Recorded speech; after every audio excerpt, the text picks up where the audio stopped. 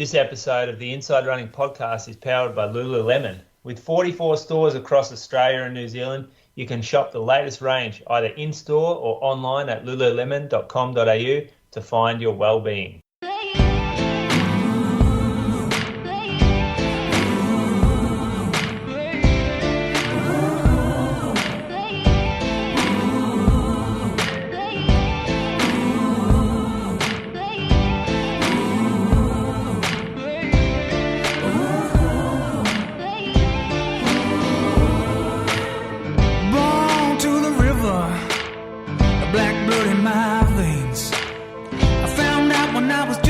That your skin can bring you so much pain. Now I hear you say you got the best of both ways. I want you to come and take a walk in my shoes and tell me if you take my place. Welcome to episode number 317 of the Inside Running Podcast. Thank you for joining us for another week. Not a lot of running news to talk about this week, but it's still a loaded show. We've got a Pat Tiernan interview at the end of it. Jessica Stenson's popping in for a chat about halfway through. We're going to preview the big weekend of running, which is ahead of us with Valencia Fukuoka and Zatopek all happening this coming weekend. And we'll be doing the Moose on the Loose, maybe listen to question if we've got time. A couple of weekly recaps to get through. So thanks for giving us your ear for probably the next 2 hours. Julian Spence, my co-host down in Anglesea. How are you going this week? Yeah, pretty good, mate. Pretty good. Busy this week. Bit happening. Christmas rush. Nah, just same old shit. Oh, you were at that conference, weren't you? Yeah, and then everything's like, all the orders are due like 2 days after. Okay. And when you've got order a lot of shoes. I used to be able, when I had Ballarat and in the first few years, it was just real easy because you're not ordering many shoes, and as the store grows and the brands, like I guess they get bigger, more options in their range, that kind of stuff, like different categories of shoes. Then the online world is now with us, so I've got to be a little bit more analytical when I buy. Okay. Before I introduce Croaks, is that a cut-off with the brand tomorrow or for your, store? Brand. Okay, so everyone who's in the running retailer world is, placing their order with, say, brand ASICS tomorrow. Unless they've been better prepared than me and done it or before that. Earlier. Yeah. However, they only have samples for a certain period of time before the cut-off. So some people might not even see the samples in the range showing until 2 days before cutoff, and so they have to they can't, some people will order without seeing stuff, but I like to see, feel, play with the shoes that I'm going to be buying. My other co-host is a 217 marathoner up in Canberra. How are you, Bradley? Good, mate. Busy as always. Oh, school teachers. You think shoe store owners are busy? Imagine school teacher life at this time. I reckon if people went back and listened to our earlier episodes when Moose had the Ballarat story, he'd probably getting on every week going, yeah, flat out busy. And now he says, no, that was easy. To Moose's defence, though, I was talking to Carly about this the other day. You only know what you're living in. I remember being at uni thinking I was busy. And then you get a job and you're like, oh, this is hard. I'm busy. I've got a job and I've got to run. And then you get kids and you think you're busy. Yeah. Having one kid, you think it's the hardest thing in the world until you have 2 kids. But that's all you know, isn't it? So you can't judge people. Yeah. Very true. Sure. Yeah. Although I still look at some people and think, you're not busy. You have the easiest life ever. But they don't know it because that's the busiest they are. So I've got more empathy for them. I know, but just don't try to tell me you're busy. Yeah, I know what you mean. Yeah. It's hard to tell people how busy they are. Let's get into some recaps, because we've got a bit of a schedule tonight that we need to stick to ensure we get Jessica Stenson in here at the right time. Croaks, you want to go first this week? Yep, I had actually pretty good week. So Tuesday was my first run, and that was a track session. So we did 8 by 600 metre reps, and we alternated the rest between 1 minute and then 90 seconds. So the idea was to run 1 rep closer to 5K pace and then have a minute recovery, run the next rep closer to 3K pace and then have 90 seconds recovery. It sort of I'd say that the fast rep was somewhere between 3K and 5K pace, and the fast rep was 3K pace. So I went like 151, 148, 152, 147, 152, 149, 151, 147. So I guess 148's like 3-minute Ks. It was difficult. Like I haven't run this fast for a while, but the 90-second recovery I found after every second rep was enough to feel like I'd recovered to be able to get through 2 more sort of faster 600-meter reps. So, I was pretty happy with that. So I guess, what was it, like maybe 305s to 310s for the slower rep and 3-minute Ks roughly for the faster rep. So that was good. And then on the Wednesday, just my standard hour, ran 4:17s for that. Thursday is another rest day. And then Friday morning was 5 by 6 minute reps. I was actually pretty tired Friday morning. I think we'd had a couple of hotter days, plus the Tuesday track session, just being on the track and running faster, like my calves were actually pretty sore for a couple of days, and I just felt beat up. So I wasn't expecting too much from Friday's session, but it actually ended up being really good. So we did 5 by 6 minutes, 1 minute jog in between.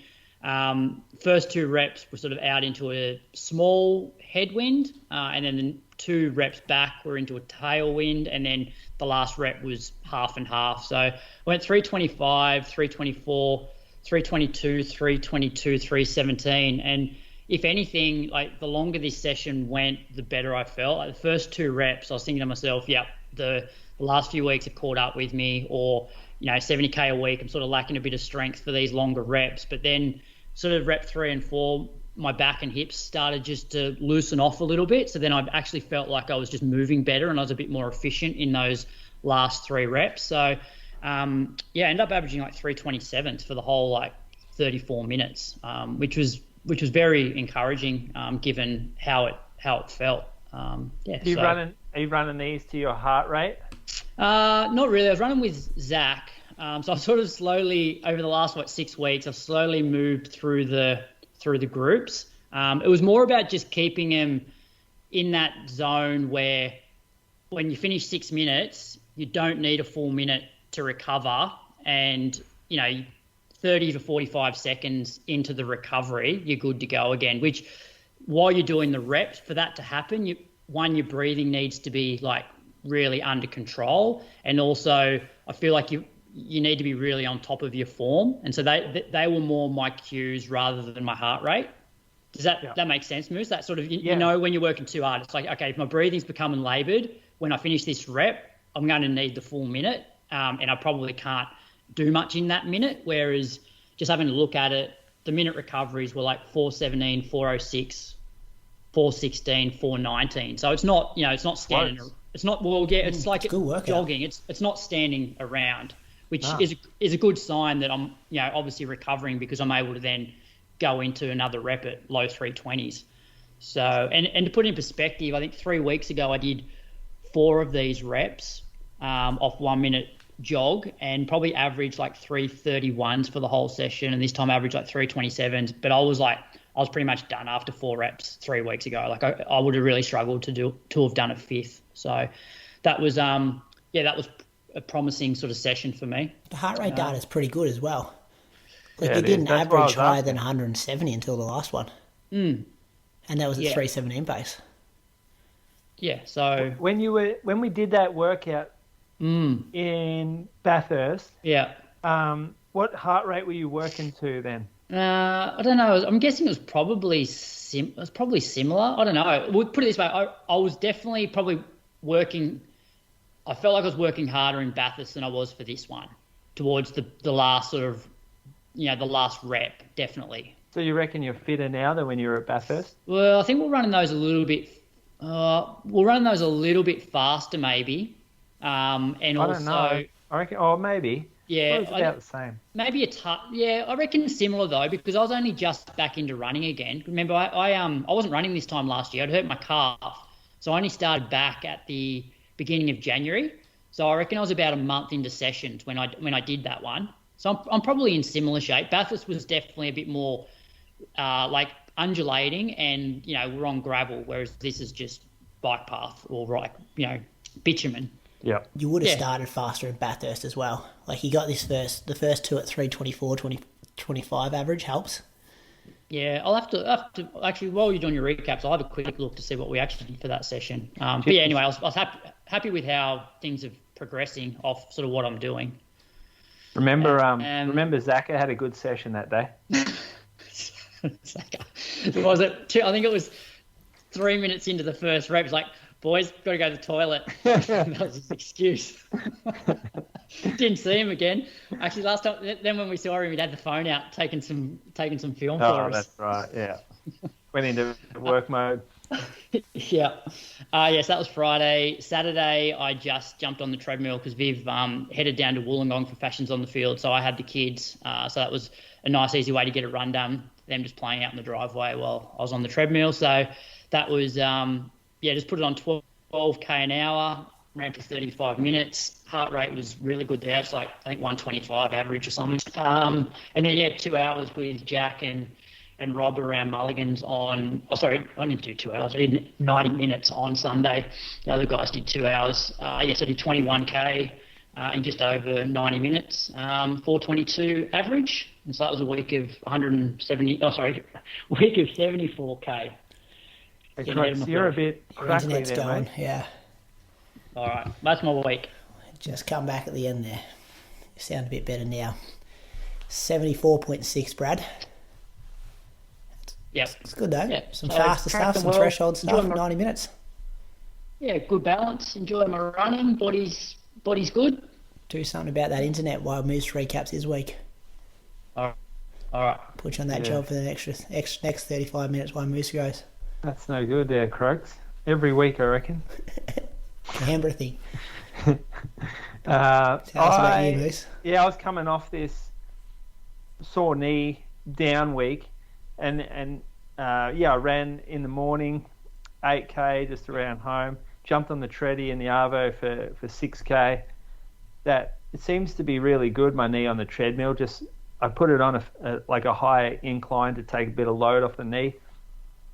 No downhill that comes with that, so the heart rate can go up a bit, but the pace is slower and a bit better on the knee.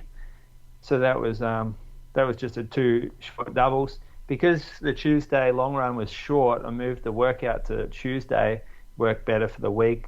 Got in there, started the warm up. I reckon it was pretty early. It doesn't show you times anymore, does it? Or maybe it does. Click on it. Not on if you're with a group, it doesn't. Anyway, I think it was like 6 o'clock start maybe. So it was pretty early around Deakin. I did a workout. I ran 10-minute threshold, and I did that on the track. So what was it about?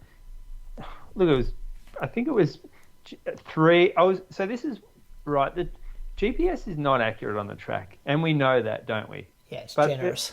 For anyone listening out there, GPS does not work on the track. I think we just need to tell. I think it needs to be emphasized. Unless you're on track mode setting on your watch, and then it works perfectly fine. Yeah, well, it's not really I guess it's GPS still, but if you're going off pace, average pace, and you're running around the track, it's so wrong. So I was running lane 1 as tightest route, and so 400 meters every lap, and I was hitting 3:17 per K split for this 10 minutes, and I hit 3:17 3 goes in a row. And my average pace for that rep, if you look there, what does it say? 3:10. 3:10, yeah. Ridiculous. And so I'm going to start finding people that do this and run it and then claiming their split times run on the track. It's just wrong. It's good when influencers or people doing it during COVID, they were doing 5K time trials on athletic tracks, and then you could zoom in and see where they start and finish, and that would finish 150 meters back from where they actually should be finishing. 100%. But their watch said 5.0, so they just stop it. Mate, it's happened a few times around Geelong to some more established kind of runners / triathletes as well, and what they do is they hide the map after that. so that you can't see. Okay. Like it's just deception. But then I jumped in with a couple of guys doing some 400s. So I wanted to run 3-minute pace or faster for those. And 72, 71, 71, 72, 71, 70, 71, 71. We were taking 45 seconds rest. And then 10 minutes, I went and got out on the road for this last 10. Bit too much time on the track. Ran that to heart rate, average heart rate. I wanted to stay under 175 and ran 3:16s. So good workout. Nothing crazy, but didn't hurt my knee. My knee actually handles the intensity fine.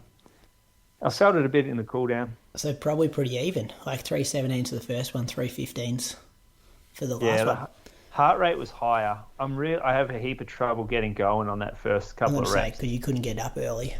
Yeah, like Croaks. It's the first one's a warm up for me. Yeah. And I noticed that on Friday workout as well, which I'll get to. But what I'm going to do with future races, I'm going to do a long sort of tempo interval before the start, just to get rid of that. Because the difference between my first rep and my second is just stupid different when I'm doing threshold intervals. But is your perceived effort still high in the first one, although your heart rate doesn't get up? Is. Yeah, yep, same. It is. Yep. And I think it's the running efficiency. It's like the efficiency of the body is poor. Yeah. And you're having to fight to get to the pace and the heart rate you need. But I have thoughts. I'm like, I'm not going to get through this workout today. If this is how I feel in the first set, and then you just come good in the second or third rep.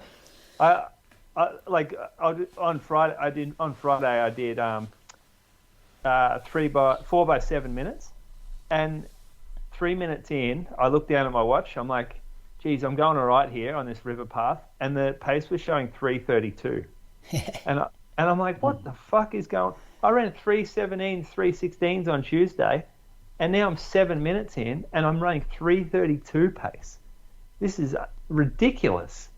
And then I got it down by the end of the rep to 3:26, but then the next rep, 3:15, and that felt like easy. Yeah. Mm-hmm. And then 3:12 felt like I'm not pushing for these paces.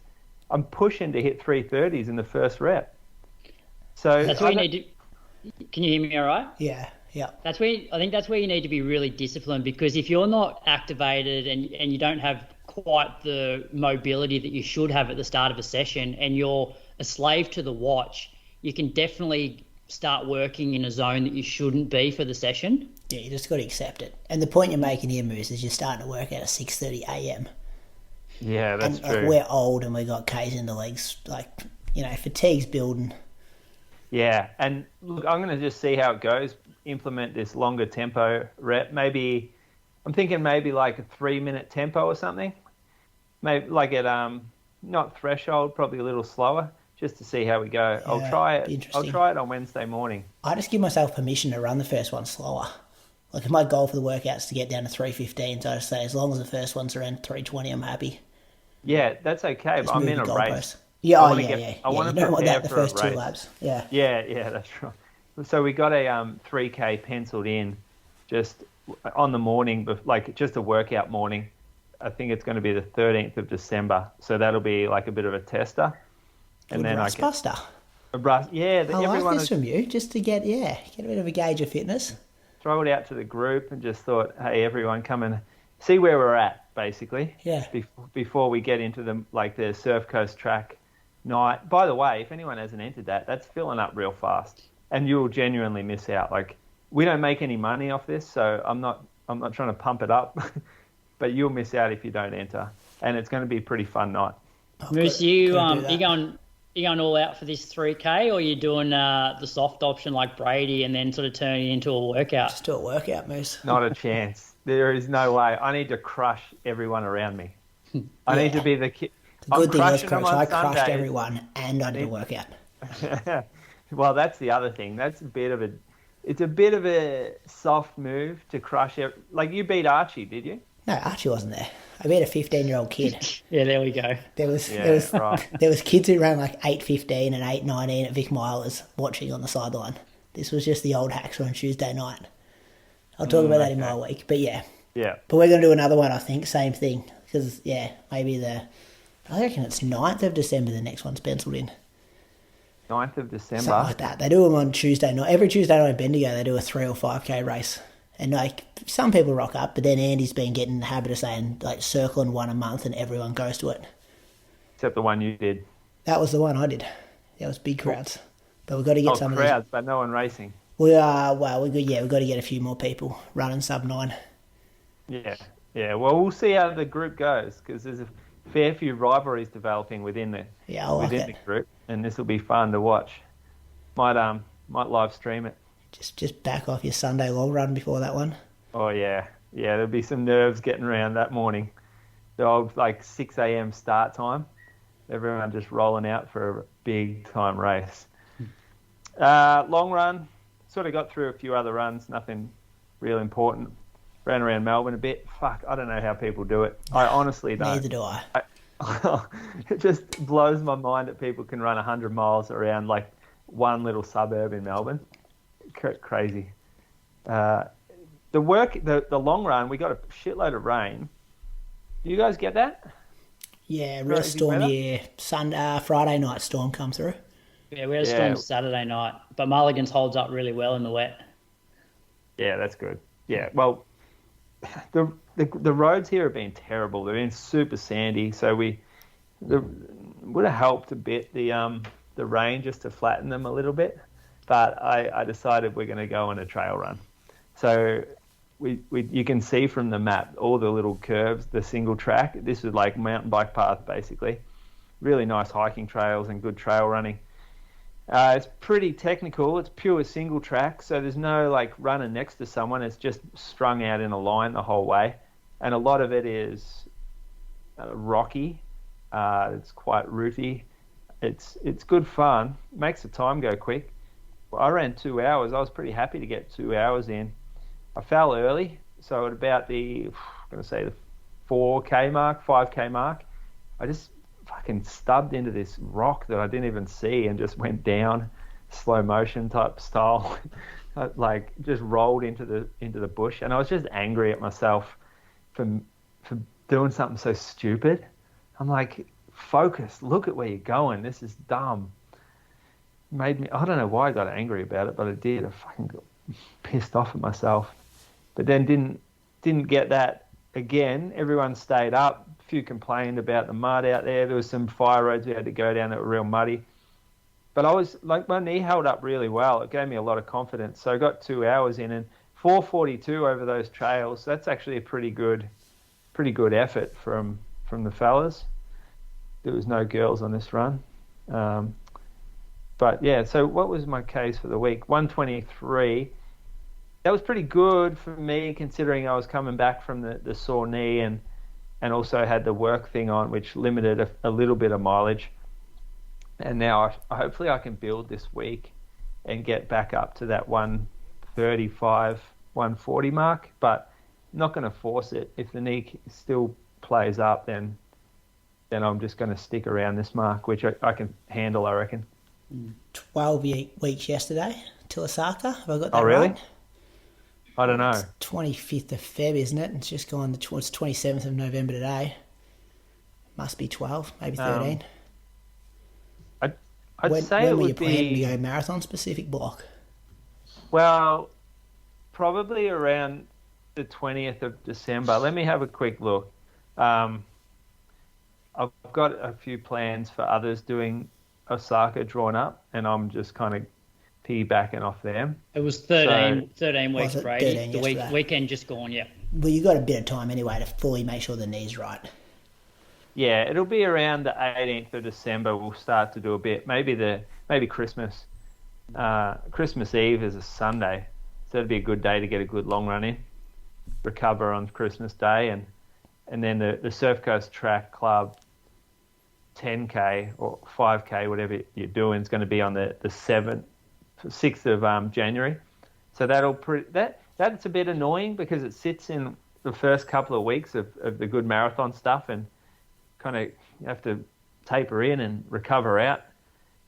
That's why I don't like racing during marathon blocks, but I think it'll be good for me. Super shoes on the track. Oh yeah, that will absolutely. Yeah. I don't know. It'll help. It'll help. But you still got to adjust your training for it. Yeah. Yeah, I suppose. Depends on how fast you want to run. Well, it's the I think you run very good 10K off strength stuff. You still got to taper. I know you got to taper. But you're not going to do quick 400 metre reps. You're just going to keep them similar to what you're doing? Just do a whole lot of them in 70. I'm going to do a little bit, I'm going to start to transition after, this week forward. I'm going to start to introduce some VO2 stuff, some faster work around 5K pace that's a bit longer.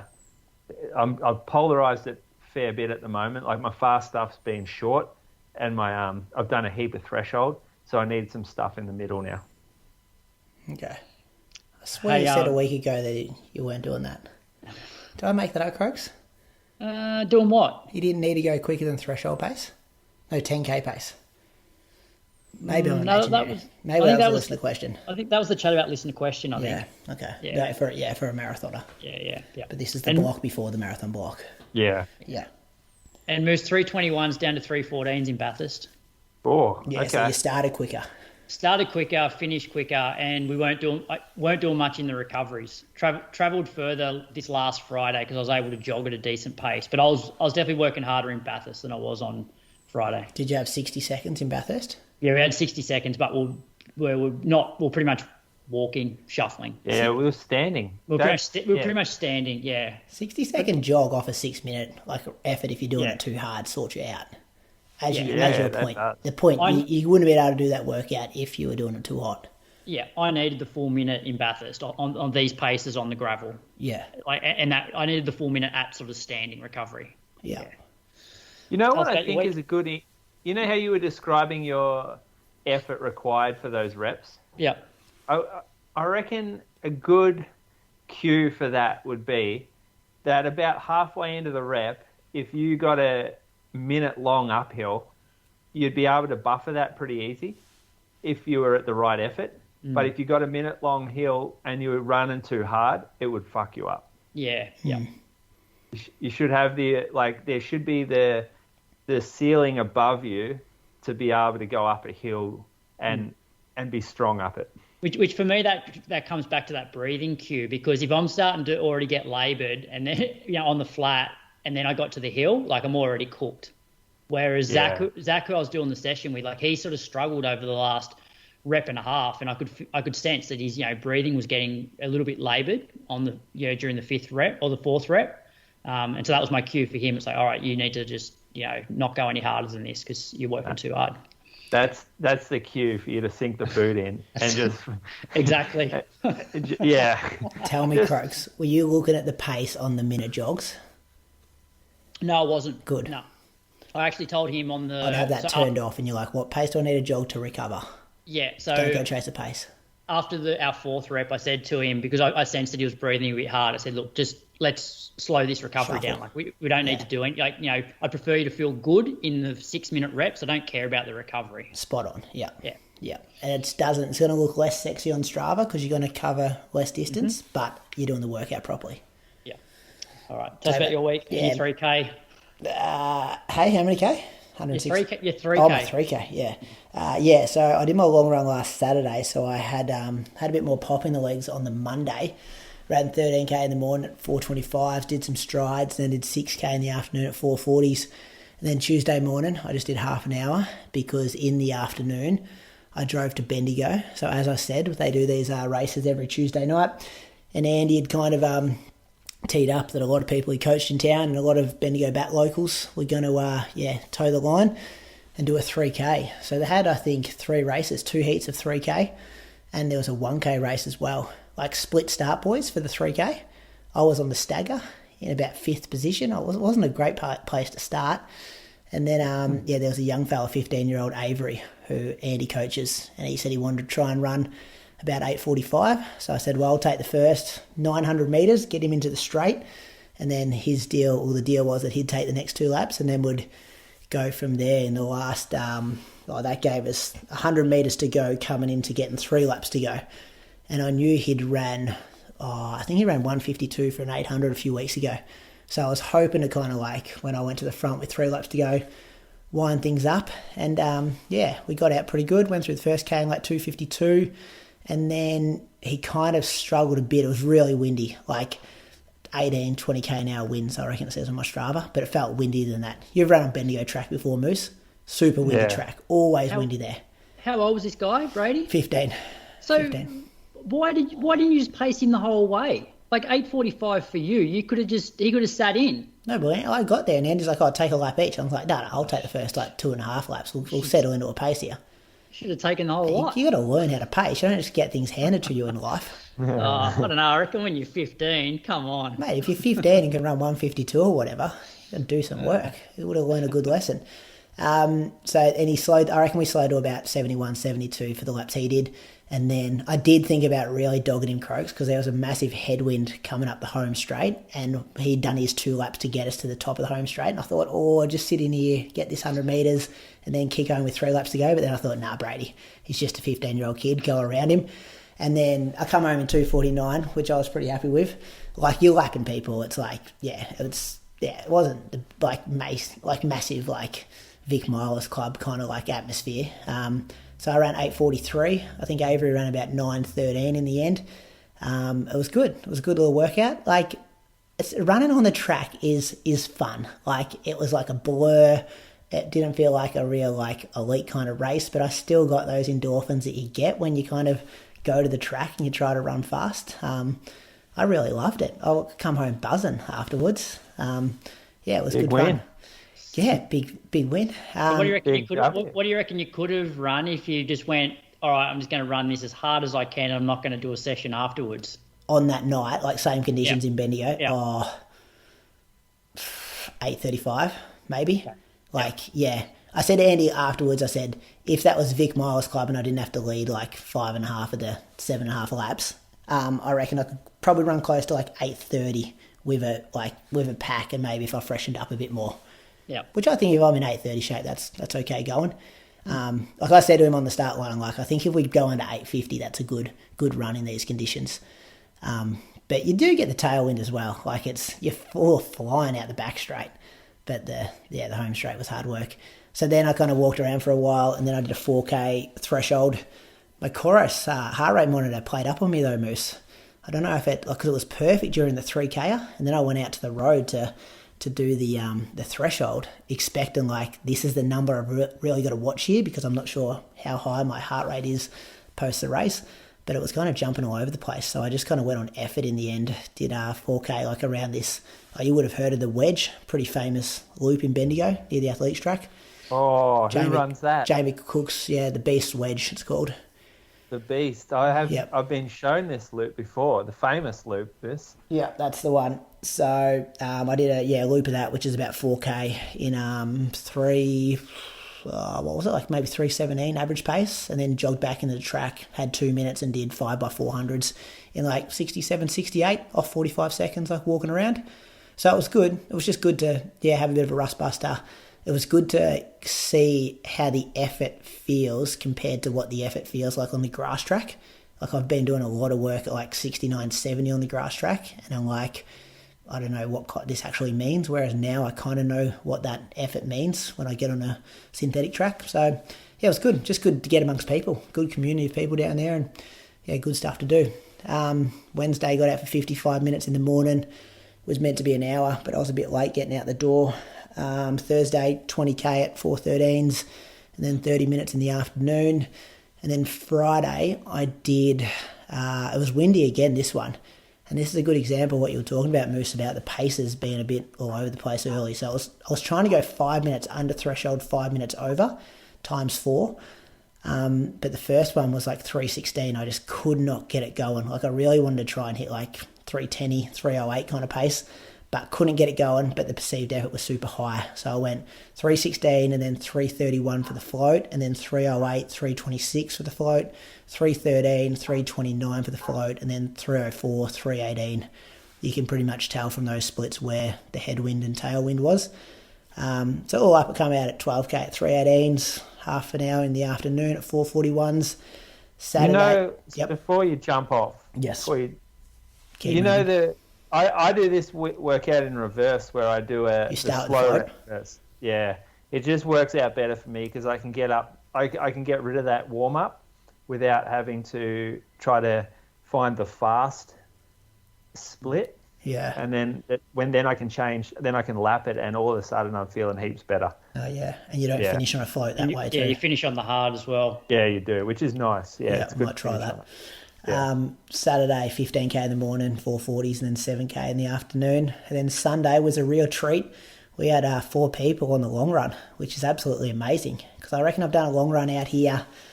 I reckon I've done maybe 10, 12 long runs out this place this year. And I've only ever had one person. Crammer's come with me 1 week. But we had Archie, who was back from Falls Creek. We had Ryan Crammery. So when I say my mate Crammers, this is his little brother, Ryan Crammery from the Surf Coast Track Club. And we had Olympian, Ellie Pashley, all come out. And it was just great, just having people on your local tracks. You could talk to them, didn't have to worry about bringing an iPod. We did like an hour out and back, and then that got us back to the cars. And then I always get back to the cars and then do, like there's this like 2k hill to finish off. So I kind of go up the top of the hill, then come back down it to kind of get to, I think I was 32.5k, 407s. Heart rate a bit lower than last week, boys, 143 average. But just great to have company, great to have some conversations. Just, Ellie was like pointing out, like, because she's from there, her family's there. So at the meeting spot, I was like, oh, so where's your family? And she's like, see those silos over there? Like, that's my family silos. And I'm just like, wow, it's like, it took her 2 minutes to drive there. What do you mean her family? Her family lives in Torquay. No, so her family, like, is from a place called Colburnabin. Yeah, but, like, at what stretch do you start to call, like, when you say, oh, that's my family silos, cousins don't count as family. Third cousins? Yeah, fucking hell. Her nan and stuff, I think there's a lot of family ties in Colburnabin for that family. Way more than it's down the Surf Coast. Oh, if I said she was saying they're all moving back. Saying that's my family house, I would have wanted to have lived there at some point. Or my mum and dad have lived there and my brothers live there or something. Well, Arnie owns the pub. Like, and the pub's the only building in the town. Yeah, so that's significant in country towns, whoever owns a pub. Big players in the town. Like, owning farms and stuff in farming communities is a big deal. Yeah. How rich are farmers, by the way? Yeah. Heaps of money coming out of that family. Talk about wealth. Nah, they're not going too good at the moment. Because I was talking to the sheep farmer the other day, and they were saying they've got to hold cattle at the moment because they're not getting good prices for them. Even though lamb costs a fortune, but they're not passing on to the consumers. Only 2 million profit this year. Yeah, I don't know. Government will bail them out. I don't know. Farmers do it pretty hard. So it wouldn't be an easy job. They have a hard life. That's the path that they chose. The hard life. No one got into farming thinking they'd be waking up at 9:30 in the morning and knocking off at 3. This bloke croaks. He tees off on teachers. Now he's teeing off on farmers. What about, all right, next time, Moose, you jump on at the start of an episode and say, boys, I'm so bloody busy. It's like, all right, Moose, you chose that life. Stop complaining. I'm not complaining. I'm just stating I'm busy. But what, you reckon farmers shouldn't complain about waking up early? They look weathered when you see them. It doesn't look like an easy life. I see you when I see you. You're nice and tan, relaxed, like no wrinkles. Like, farmers are doing it tough, mate. It's definitely blue collar. It is. Farmers are as tanned as ever. I've got this real theory that if I think your job would be hard to do, I respect it. And that's what I think you need to start looking at.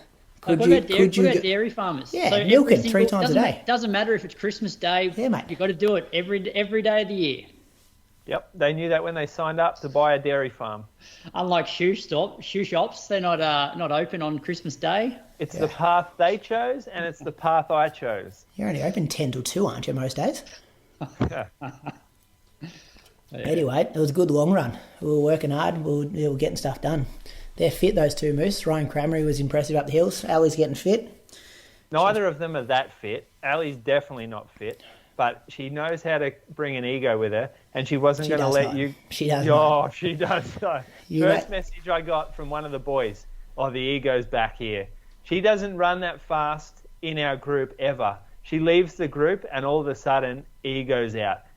Pashley's back in town in Colburnabin or whatever the fuck it is. The Queen returns. I've got to show everyone how fast I am. I'm going to push this long run. And the question is, why don't you do that on a regular Sunday run? Because you're not trying to impress anyone. You go to Colburnabin or whatever the place is called. Because she knows she has to listen to this for an hour and a half. The ego appears. The ego is back strong. And I don't mind that. I like the ego. The ego is what makes her great. But it's big. It's a really big ego. A couple of times going up a hill, she's like, you guys just run off. Like, no, Ellie, we stick together out here. Like, one in, all in. That's how we do it. We're not going to drop someone in the middle of a paddock at Colburn Abbon. Well, fucking Ryan Cranberry, 229 guy, shouldn't be dropping the 226 girl. He dropped Archie and Ellie up one of the big hills. Yeah. And I was next to him. We get 3/4 of the way up, and he just turns to me and goes, geez, Collingwood's looking pretty good for this year. Like, my heart rate's at 160, and this bloke's having a conversation. Yeah. You know what? Solid flex from him. That's good Surf Coast. Like, good Surf Coast talking. Man, that. Stop talking. Well, his talk is coming back. He wants to run with his brother Luke next year for the Bats. Yeah, really, that's funny. Used to be dismissive of it, but he started to excite that idea, I think. What, him in the first and Luke in the fifth? Yeah, Div 2 I think we are next year, Div 1 and Div 2. But anyway, we've got to thank some Patreon supporters because Jess Stenson's coming in 2 minutes. Who you got, Croaks? I got Richard Bidgood from Alton in the UK. He follows Clousey on Strava, none of us, and his primary club is Winchester and District Athletics Club. He's run 16:29 for 5K at the Battersea Friday night under lights, 34:24 at the 2021 Telford 10K, 74:59 at the 2022 Surrey Half, and 2:36 at last year's London Marathon. He may work for IBM, but not 100% sure on that one. But thanks for your support, Richard. Good on you, Richard. Any chance of a follow would be fantastic. Yeah, you probably stopped following Clousey.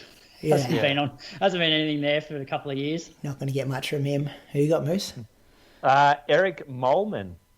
So Molman is from Norway. Another Norwegian. Love that. You know how you know someone's Norwegian? Because their O's have a line through it. Yeah. Yeah. But do you pronounce it as O? Is it like, do you have to pronounce it a different way? Oh, God. Because it may not be Molman. It might be... Yeah, why don't they just write it with a normal O? Because other vowels have different, sounding, sounds. I love how you're trying to make it as if you actually know the answer here. You got no friggin' idea. No, well, I'm just saying, if they wanted it to sound different, shouldn't they just use a different vowel? You know you can't buy alcohol on a Sunday in Norway? Really? Yeah, we got talking about it on the monthly. We got off topic on a few things, and that was one of them. Why? Because of religion? Well, we're talking about actually paying. I was talking about paying your slab back that I owe you. Yeah. And then I said, I'll go to the bottle shop tomorrow morning on the way to the long run and pick up a slab and give it to Ellie so she can give it to you.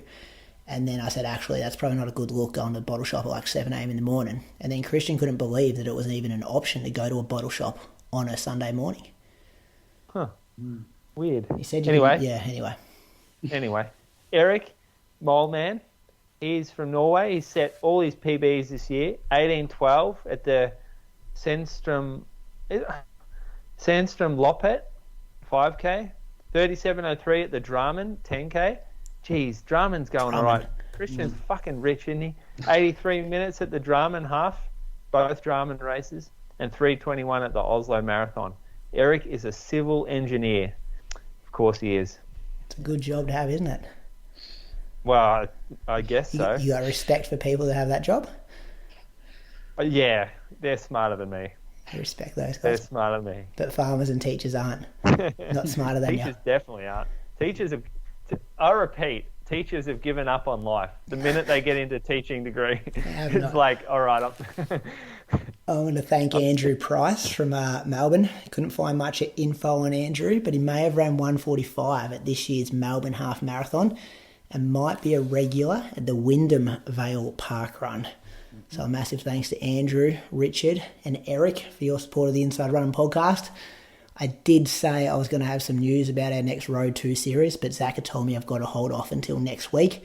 So stay tuned for that there. If this show brings you any value, you can support us at patreon.com/Inside Running Podcast. You get the show every Monday night. You get bonus stuff. You get the uncut version. Help us keep the lights on here at the Inside Running Podcast. So we really appreciate any support over there on Patreon. Our next guest, I think we've got her here, is a new mum. So we're going to be talking about that a bit. She's also the Commonwealth Games gold medalist. She's an Olympian, world champs, top 10 finisher as well. Thanks to Lululemon for making her available tonight. Jess Stenson, have we got you? I think so. Can you hear me? We can. Just come a bit closer to your mic. You're a bit quiet to start off with there, but right. It's good to hear your voice. How you going? Yeah, well, thank you. How's life with baby number 2? Congratulations on the birth of Ellie. Thank you. Yeah, she's coming up to 11 weeks old now, and she's settled in well. She's been a good girl, and no, we're loving it. It's certainly busier, as you'd know, but a good busy. Yeah. Jess, how'd you come up with the name, Jess? Oh, my idol, my running idol. Sure, you used that joke when she was down there 2 weeks ago, Moose. Oh, I was a bit sensitive about it, but now it's another couple of weeks later. It's fine. Yeah. Now you've towed me up on the hills over your way. I've always liked the name Ellie, and it was funny early on when I was pregnant. Billy actually suggested that name, and Dylan and I were like, well, we both love it as well. But of course, he went and told people. So then we thought, oh, maybe we'll go for a different name, but came back around and went with our original name. Jess, I know you're only 12 weeks post-birth, but how is it different, like with Billy to look after as well the second time around, and how's it kind of impacting your kind of return to run program, I guess? Yeah, I guess I feel a bit calmer this time around. Returning to running with Billy, everything was very new, and there weren't actually as many women around in Australia who had got back into marathon running after having a baby. But now we've got, a lot of females who have done that recently. And so there's a good little group of people to chat to about it and get advice from. And I just think when it comes to anything, sleep, training, I just feel like I'm not stressing as much because I've got that experience to draw upon. Croaks, you got a question? I've got a couple in here, but I'll give you a go to talk. Yeah, in terms of the build back to full fitness, are you further ahead of where you thought you'd be 11 weeks post-birth? Probably at this stage. My coach Adam has given me duration sort of goals for each week. So he said, say last week, I could run for up to perhaps 4 hours, and then it might be 4 hours and 15 minutes across the week. So I get to choose how I break that up, and it's all just jogging.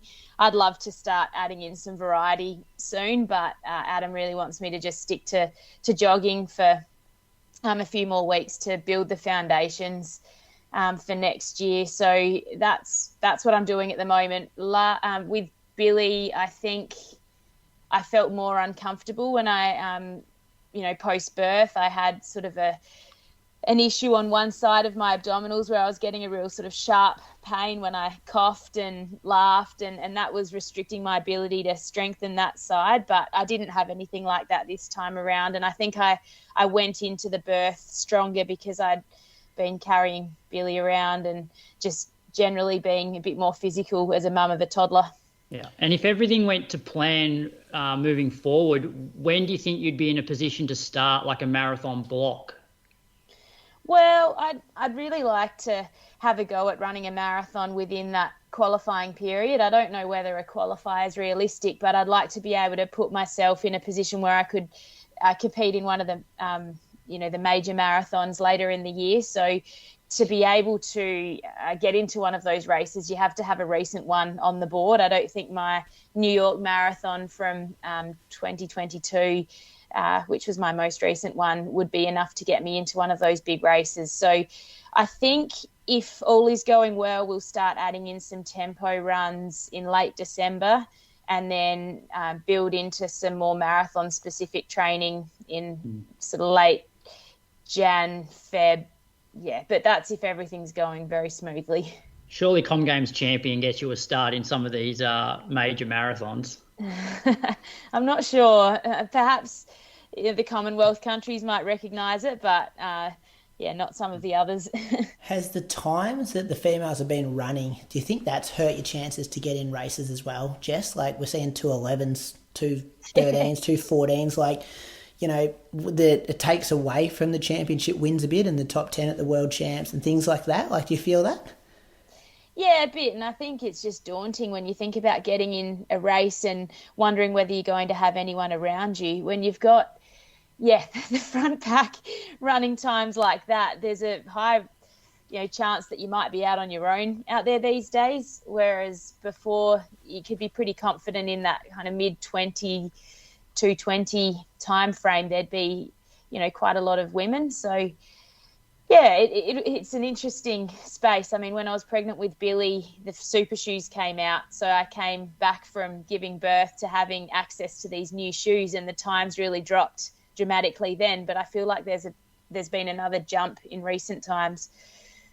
It must make mixed gender races appealing to enter. Like we saw it with Sinead at Valencia last year. I think that was maybe one, because she'd often do London. We kind of saw it with her and how much it helped. Like I'm not sure if you locked anything in yet or if it's too early, but is that on your radar for March, April? I haven't locked anything in, but I'm looking at a few options in April. The goal would be to not travel too far, because I'm hoping that I'd still be nursing Ellie, so I'd take her with me.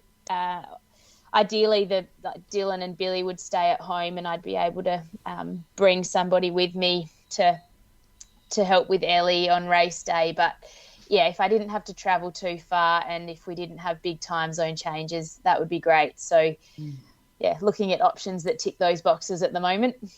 The challenge is real, isn't it, when you start throwing all these things into the conversation? Yeah, for sure. Just timing with feeding, even with training, it's all coming back to me. And obviously the logistics isn't something I'd really considered when I had Billy, but that's one of the big challenges, trying to work out who could look after your baby while you're out training and what time you'd tell them to come, because feeding it's a bit random still at the moment. But hopefully we'll figure it all out next year. How's Lululemon World versus ASICS World?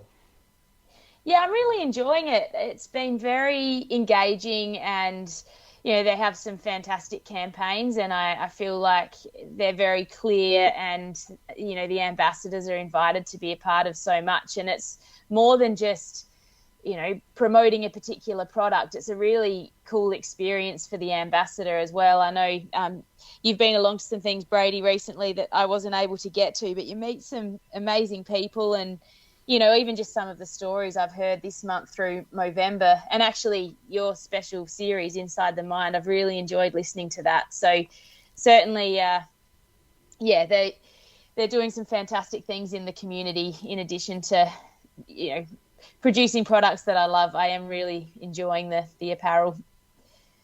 I got invited to a golf day today, Moose. Oh, yeah? Nothing to do with running, but that's what we're talking about, just embracing the whole community. Who was in your group? I don't know. Adam Scott, I think. Is he some golfer? I'm seriously not joking. I'm pretty sure his name was on the he's at the golf day. He's not in my group, but it was. Yeah. I unfortunately can't go because I've got to go to school that same day. But it was That's off topic though. Jess, how much attention are you going to be paying to Valencia on Sunday? Because we talked about all the challenges around, coming back, feeding, getting fit, trying to qualify for Paris, but it's also ultra competitive at the same time. Yeah, it is. I think back in my earlier running years, I would have been really daunted by it, but I find it exciting actually, because I know that I can only do what I can do, and I kind of am just driven to improve myself, and if that results in a spot, that's fantastic. But I'm also just really excited to watch, this race unfold. I think it's quite a unique situation where you've got girls wanting to post an Olympic qualifying time, but they're also racing each other, and to see how they tactically execute it will be really interesting. Because from what I understand, everyone's in flying form. So, yeah, it'll be pretty cool to watch. Glued to the tracker. Pick, please. Your pick? Well, I think Lisa, she should be able to potentially run a personal best, and if that's the case, well, I think she'd be the first Australian. All right, sorry. Let me break this into two more. I'm going 2 questions here. Lisa for the Australian record, chances, and then who wins out of the rest? I feel like that record that Sinead ran, she was in incredible form, and it was, things all fell into place for her. It sounds like it's just such a strong run. I think she'll keep it for a bit longer. And can you hear me still? Yep. Just suspense. And so then it was the first of the rest, did you say? Who's going to cross the line first out of Elsie, Izzy and Jen? Yeah. I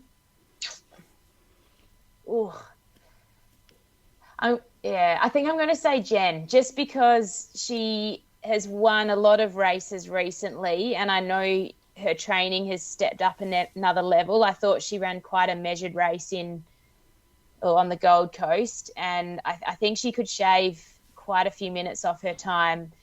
The other two are obviously training really well as well, but I just know that when it comes to heads, yeah, Jen doesn't like people to pass her, or she has a knack of passing people just before the finish line. So it'll be interesting to see if they run together for a lot of the race or not. And how many of the four do you think go under that 2:26.50 mark? I potentially think they all will. Yeah. Yeah. Fascinating watching Sunday Arvo. Glued to the trackers.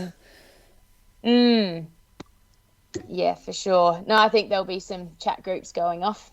Yeah, there will What be. shoes are you wearing these days, Jess? That's what I was going to ask, Moose. And also, are Lululemon bringing out like a race shoe?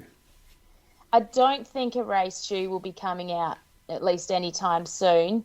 I haven't had to think about race shoes because I haven't raced since the Geelong 5K, actually. Oh, yeah. That's Good coming race, around that. again soon. Yeah, it was.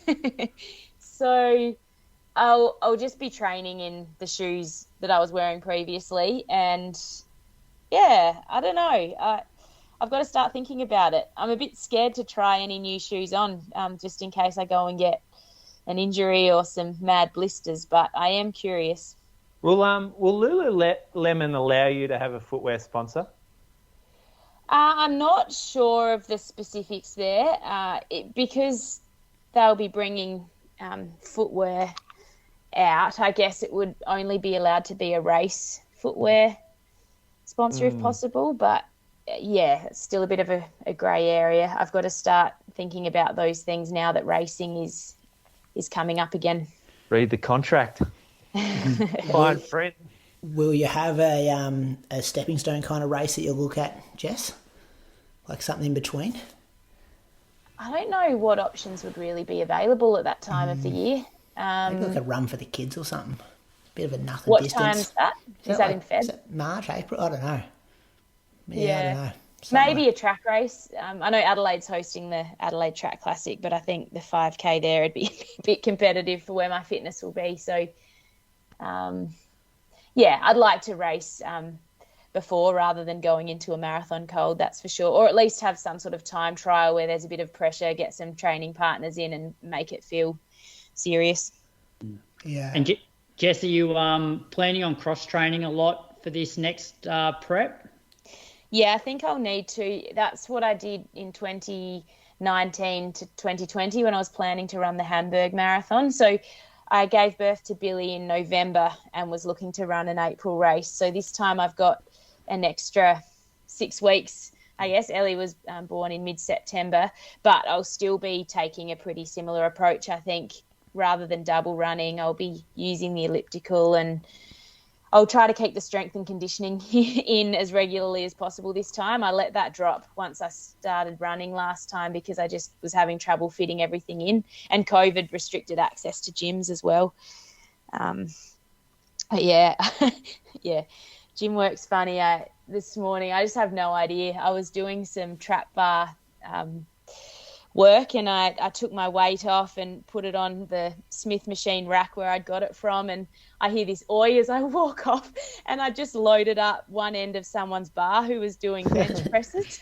So this poor guy's gone to lift it and nearly ripped his pec because I've loaded up one end. Lucky my weight's not that heavy, but I need to learn the gym etiquette. That's good. Especially when you refer to it as trap bar work.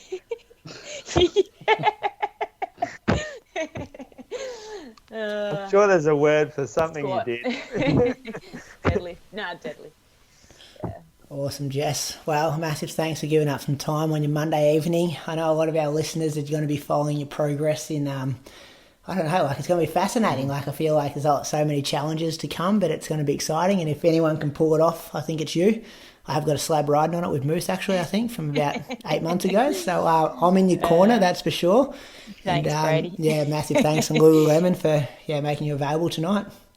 No, it was good to chat. And, yeah, it'll be pretty funny. Like after Valencia, basically, we're going to be waiting until next March. So there'll be this big gap now where there'll be a lot of chat. So it's exciting. Yeah, we kind of go into the same boat now as Ellie a bit, don't you? Because she'll miss Valencia and then she'll go next year. Yeah, that's right. That was good to catch up with her the other week. Certainly, you were very fit, Moose. Was he, or was he just doing a session in his long run? Well, he was well ahead. Ellie was sort of hanging back and helping me with directions, but Moose was making sure everyone knew who was boss. Yeah, I don't know how you could know I was fit. You were so far behind you couldn't see me. That's right. Had a baby 10 weeks ago. They're the kind of people he preys on, Jess. That's good. Awesome, Jess. Well, thanks for your time again. Thank you. Bye. See you later. Bye. All right, Crogs, bit of running news. There's not much here. What do you want to go with? Cam Avery, the New Zealander? Yeah, so thanks to Zaka for sending this one through. I couldn't find any sort of significant results from the last week, but Cam Avery, who we spoke about after Gold Coast half this year, he finished third there running 62.50. He made his marathon debut at Shanghai over the weekend and debuted in 2:12. So not a bad debut from Cam, and the race was won by Philimon Kiptoo Kipchumba of Kenya in 2:05.35, which was a Chinese all-comers record. So that's pretty much, the only running news I could find. Is a bit of a calm before the storm being this weekend with Zatopek, Valencia and Fukuoka. You're right, though, about those like points might not be available for the marathon. Like this guy's come out and ran 2:05. Does that go from 30 spots available to 29? Like, this is a race we weren't even naming? But it's only 3 per nation, though. 3 per nation, yeah. He ain't cutting into that list. Yeah, okay. Yeah, my apologies. Moose on the loose, purchase of the week. What do you got? Oh, I did buy a new iPhone, actually. Oh, did you? So I've been, 2 years I've had this now. I was on a 3-year contract, which sucks. But I smashed it, I reckon, 1 month in. And I knew I had to put up with 2 years of fucking glass falling off it all the time. I would get like a piece of glass stuck in my hand every time I get out of my pocket. And then the camera was smashed, so I couldn't take good pictures. And then all of a sudden the speaker had stopped working. So I couldn't hear when I was on a phone call. I had to use the loudspeaker. So I thought, this is ridiculous. Like, I'm having conversations out on the street with the loudspeaker going, and it's just a bit embarrassing. So I got a new iPhone, and the camera, let me tell you, this is like, I'm like a professional photographer. Every time I take a picture, it's like the best photo I've ever seen. Did you get the newest model? I got the iPhone 15 Pro. Well, it's very, very unlike you, Moose, though, to go that long with a crappy phone. Yeah, why you're the type of person. Yeah, you're the type of person that this is not working. I don't care what it's costing me. I'm going to get a new one. Well, Bree would not let me get a new one because she as soon as I dropped it, she just looked up at me and she's like shaking her head, like no, you're not getting a new one. So you wanted to go and get a new one, didn't you? Absolutely, I did. There was no way I was allowed to do that. I'm like, fuck, really? And she goes, I told you to get a case, and you didn't get a case. I'm like, that's actually a fair call from her. So I bought I don't have a case also, Moose. And Carly said the same thing to me. But I've had my phone for about 5 years, Moose. You got a case? Going. Not anymore. Fast and loose, I reckon. Blokes at work are like, how do you do that without a case? And you just got to live life a bit. But see, Brady, we've still got the same microphone from 2017. Moose is on microphone 10. I got rid of your shitty microphones, your cheap-ass microphones. I went and got myself a little good one. But no, this phone, like it does all the same stuff, right? But the camera, that's the difference. I'm gonna be like That'd be great for your influence and work. an influencer. Yeah, I might take photos, just like that photo of you looking back at the camera as you walked out your house that time I need to buy Carly one of these so we can do our content creations like that. in the white shorts. Christmas. They're They're baby blue. Don't call them white. sorry. They do have a white version coming out soon, though. Yeah, but anyway, it's been worth it already. I got some like portrait shots done of myself. I take a lot of selfies now, just around the house. What do you mean now? What about next week? Can we get off? like an update of the week? Yeah. Do you know though? I never realised how ugly I was until I got this phone, and now I'm like, what's wrong with your face? Why is your hair so thin? Your teeth are all going different ways, and they're all yellow. Like, Put when some did this filters on, happen? mate. You'll be right. I used to go all right, I thought, in selfies, and now I'm like, oh God, go to the dentist, boy. All right. Do we want to get to our debate? Yeah, let's do it. It'll be fun. So for this new segment, we're going to be previewing the races that are on this weekend, but we've all picked one person from each race, or one of us picks a field to debate why. We give us 3 reasons why you think that person that you've picked is going to win. Can we clarify? We haven't picked it. You've picked it on our behalf. I looked after you too, I think. Yeah. So we just have to put our case forward for the athletes that we've been given. Should we start with Zatopek? So, for example, Moose is going to argue why Jack Rayner is going to win Zatopek. Croaks is going to argue why Pat Tiernan is going to win Zatopek. And I'm going to argue why the field can beat both of those guys and win Zatopek. Mind it. That's the concept. Good call. Yep. You can go first, Moose. Give me 3 reasons why Jack Rayner is going to win Zatopek. Oh, mate, you've looked after me here because Jack is pretty much unbeatable at the moment. I could reel off all the races that he's won without being touched, but the last few I remember, Noosa Bolt, Melbourne Half, Bernie Tan. This guy is in real good form right now, and he's ready to unleash on the track. So that's one reason. Number 2, he's a past winner. He's won, the last two events? He won 2 in the same year, yep. Oh, yep. So he's won the last 2. The bloke knows how to win Zatopek. 3, Australian record holder in the distance. So not only has he won 2 of the past 3, he's won the last 2 Zatopeks, and no one from Australia has ever run faster than this bloke over 10K. So he's a fucking lock. Pretty strong arguments, Croaks. Yeah, well, I got the guy that's run the second fastest time ever by an Aussie over 10K, and he's coming off a 61.50 half marathon on a bloody hilly course. Now, I think it is a race between Jack and Pat, but I don't think Jack's had the greatest year. And yes, Jack's won everything domestically recently, but the caliber of athletes that he's been racing against domestically is not Pat Tiernan caliber. And so, you look at Jack's year, he ran 63 minutes at Melbourne, and I'd say Melbourne's a quicker course than the Boston one that Pat ran. Even Marigami this year for Jack. Jack ran 61.24 at Marigami, and we know how fast that is. Pat's only 25 seconds or so slower on a hilly half. And I interviewed Pat this morning, and I asked him, I said, how's your fitness compared to when you ran 27.22? And he said, well, I don't think I'm any less fit than then. I'm just different fit. So he's a bit more strength-based. So the fact that he doesn't think he's any worse than 27-22 shape. I'm not sure if Jack's in 27-22 shape at the moment. So I think Pat's got a good chance. And he's a past winner as well. I like that from you, Croaks. I like that. Not swaying me, but okay. Could have argued he wouldn't come home to run second. It's a long way to travel. Yeah, he's not to see his family as well, though. Yeah. Brady, you're not doing arguments for everybody. That's all right. I've got enough there. Go listen to the monthly. Me and Christian had a heated debate when we talked about this. About what? He's like, are you drunk? Pat Tiernan has no chance against Jack Rayner. He was laughing at me. Yeah. I was like, mate, that's rough on Pat. But anyway, that's good. This is the PG version of that chat. Chriso gets some stuff wrong. Yeah. The man speaks with so much confidence about things, and then it goes the opposite of what he says. Yeah.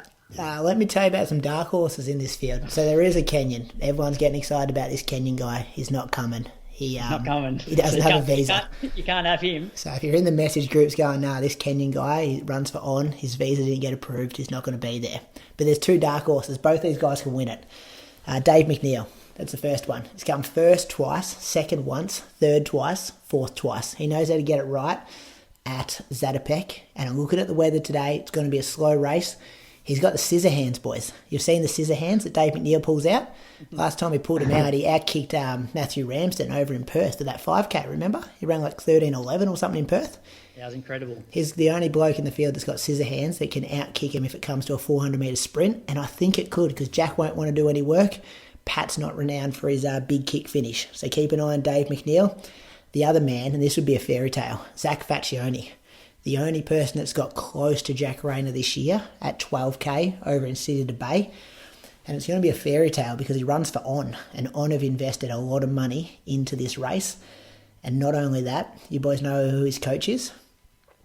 Craig Mottram, the greatest of all time, Craig Mottram. And you can just imagine what Craig Mottram's telling Zach Faccioni before he walks into that call room. He's going to be giving him so much confidence. He's going to tell him what the MTC script is and how to counter it. He's going to have all the mental advantages going into this race because also he's got nothing to lose. And you've got to fear the man that has nothing to lose. I swear that's a famous quote somewhere. And Zach Faccioni has nothing to absolutely lose, and he could win Zatopek this Saturday night. Motivational speech won't get you a minute off your 10K time. He's around 13:20 something. He's not far off the boys over 5K, and we know it's not going to be a strong race from the gun. He run 10 before? Hey mate, you can't argue my points. We just put our present them forward. Right. I thought that's the whole thing. Yeah, it's fair. It's a fair we're call. going to debate this. Look, that's why I got the field. Yeah, we can debate it. We can go back and forth a bit, but imagine if someone who wasn't those four went out and won it. Dark horse, yeah, real smoky. Real dark horse, yeah. So that's going to be exciting for the men's 10K. We're going to go to the women's now. So, Croaks, you have the field for this one. Moose, you've got Rose Davies. How come you got both of the favourites? And I've got Caitlin Adams. Kick us off, Moose. Back to you. Back to me. Okay. Well, yeah, Rose. So, I mean, Rose is Rose. We know she's a past winner as well. She's one of the premier athletes in the country. So I'm going to put her top 3 10K runner right now. She ran that 31, what was it? That lap short race.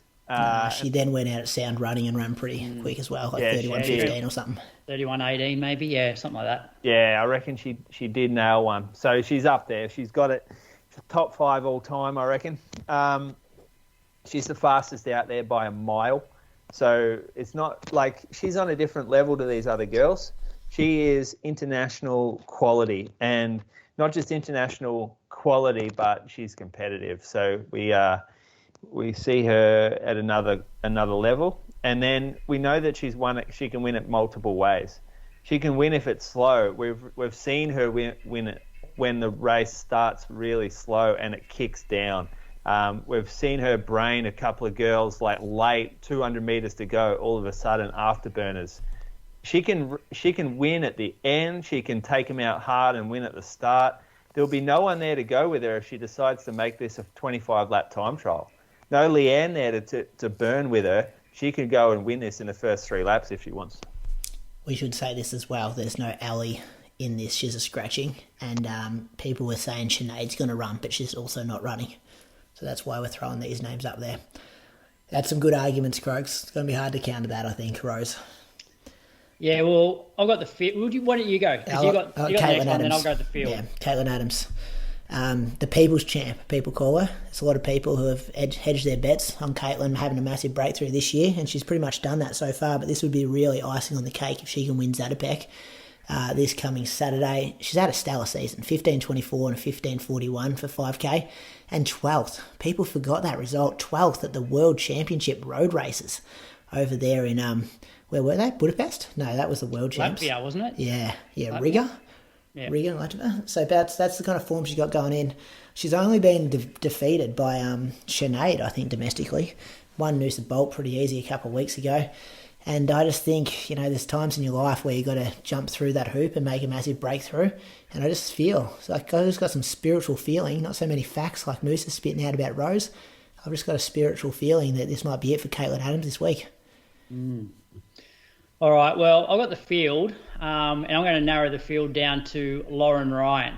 So Lauren's run 15:11 for 5K and a solo 32:09 when she won the Sound Running 10K in March this year. So, 32:09, that's, I think, the second fastest in the field behind Rose. And Rose, I believe, is coming back from an injury. So if Lauren is in 32:09 shape, then and Rose is coming off an injury, then I think Lauren's a good chance. That's my pick. I don't mind that from you. Coming back from America. Yeah. I reckon you could have gone... Freshly turned could have gone a bit harder there for Lauren, I reckon. Went to World Indoor Champs. Well, I tell you what, signed a big sponsorship deal. Brady's been harsh here, not even giving me Lauren, just giving me the field and putting Caitlin ahead of Lauren when Lauren's run faster over 5 and 10. How'd you do that, Brady? And Lauren is a track specialist. Hey, don't sleep on Caitlin. I've been banging on about how good Caitlin is the whole year. That's why I've taken her. Yeah, but it's rough having Lauren in as the field. No, I don't see Athletes Australia writing features on Lauren Ryan. They're writing them on Caitlin Adams. And there's a reason for that, Croaks, because she's a people's champ. She's getting people through the gates. Anyway, I think 32:09. I'm going to take a sign on Saturday night. The people's champ, go Caitlin. 32:09 will be good enough to win on Saturday night. Hasn't done much on Australian soil though, has she? Don't know. Caitlin does. Well, she's been overseas. Well, that's because Caitlin's been here. I feel like every time Lauren comes back though, we get excited and then she doesn't deliver. Well, this is the year to get excited, and she will deliver. Good. We're having a bit of tongue-in-cheek here as well. I don't want to get angry DMs about people not delivering. No, fuck that. As I said before, we didn't actually, Brady just gave us each a person, and we're putting a case forward for each of them. We're trying to create content around it, get people excited. Let's go to Valencia, boys. I've got Izzy, Moose, you've got Jen, and Croaks, you've got Eloise, because we're assuming that Lisa is in front aiming for a national record, which will be a different conversation in a second, maybe. Well, this second place, though, this is the one that's relevant for the Australian team. Like, Lisa's a lock for the team. Yeah. So she doesn't, there's not as much interest outside of her going for the Australian record, where there is a lot of interest. But the whole competitive thing, she doesn't really fit in because her spot's already secured. Yeah. So who puts their hand up and puts them into the third position for the team? Go first again, Moose. Jen. Me again. Jen, you give me so all the favourites are going first. I get that. Jen, who's beaten her lately? Anyone beaten Jen lately? No, I didn't think so. She ran the Gold Coast debut. Amazing potential, what that showed in the marathon. We all sat here and went, oh, we were wrong. She's a marathoner. She's born for this. Valencia, faster course. All of a sudden, that 2:28 drops down to a 2:26, 2:25, perhaps under the time. She's a performer on the big stage.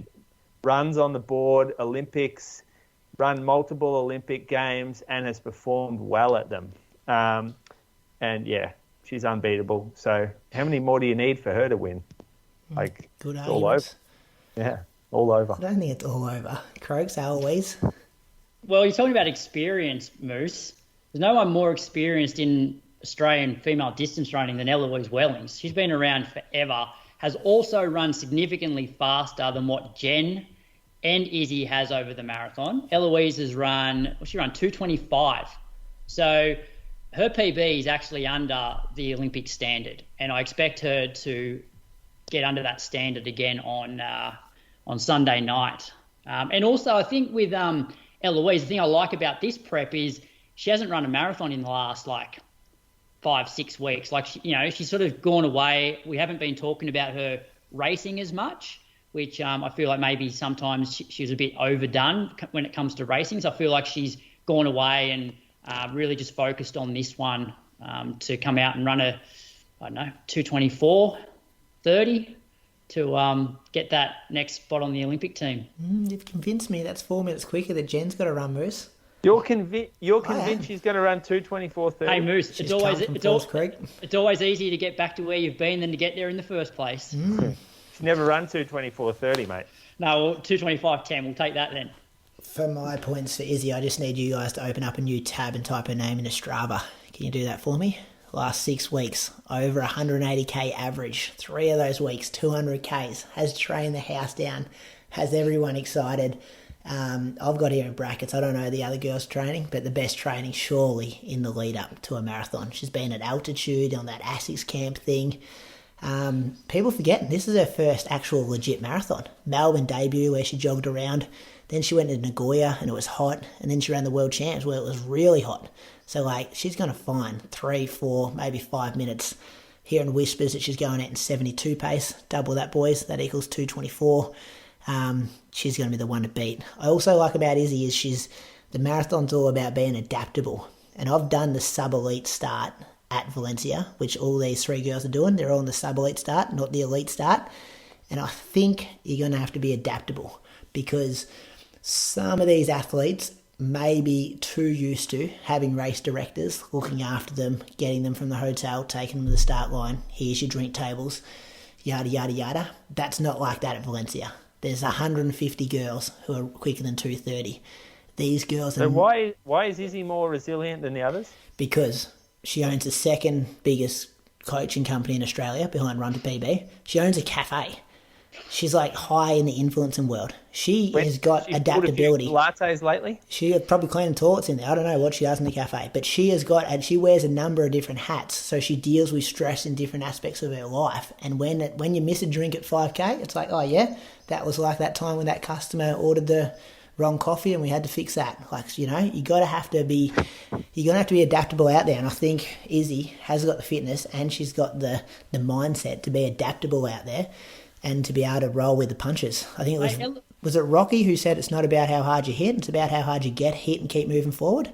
That's what's going to happen at Valencia. I was there. G'day was missing drinks last year. There's going to be adversity on that Valencia course on Sunday, and Izzy Bat Doyle can handle it. Mate, Eloise runs a charity. That's demanding. But also, Brady, you made some good points, but you lost me with point 1 when you said, look how many Ks she's run on Strava.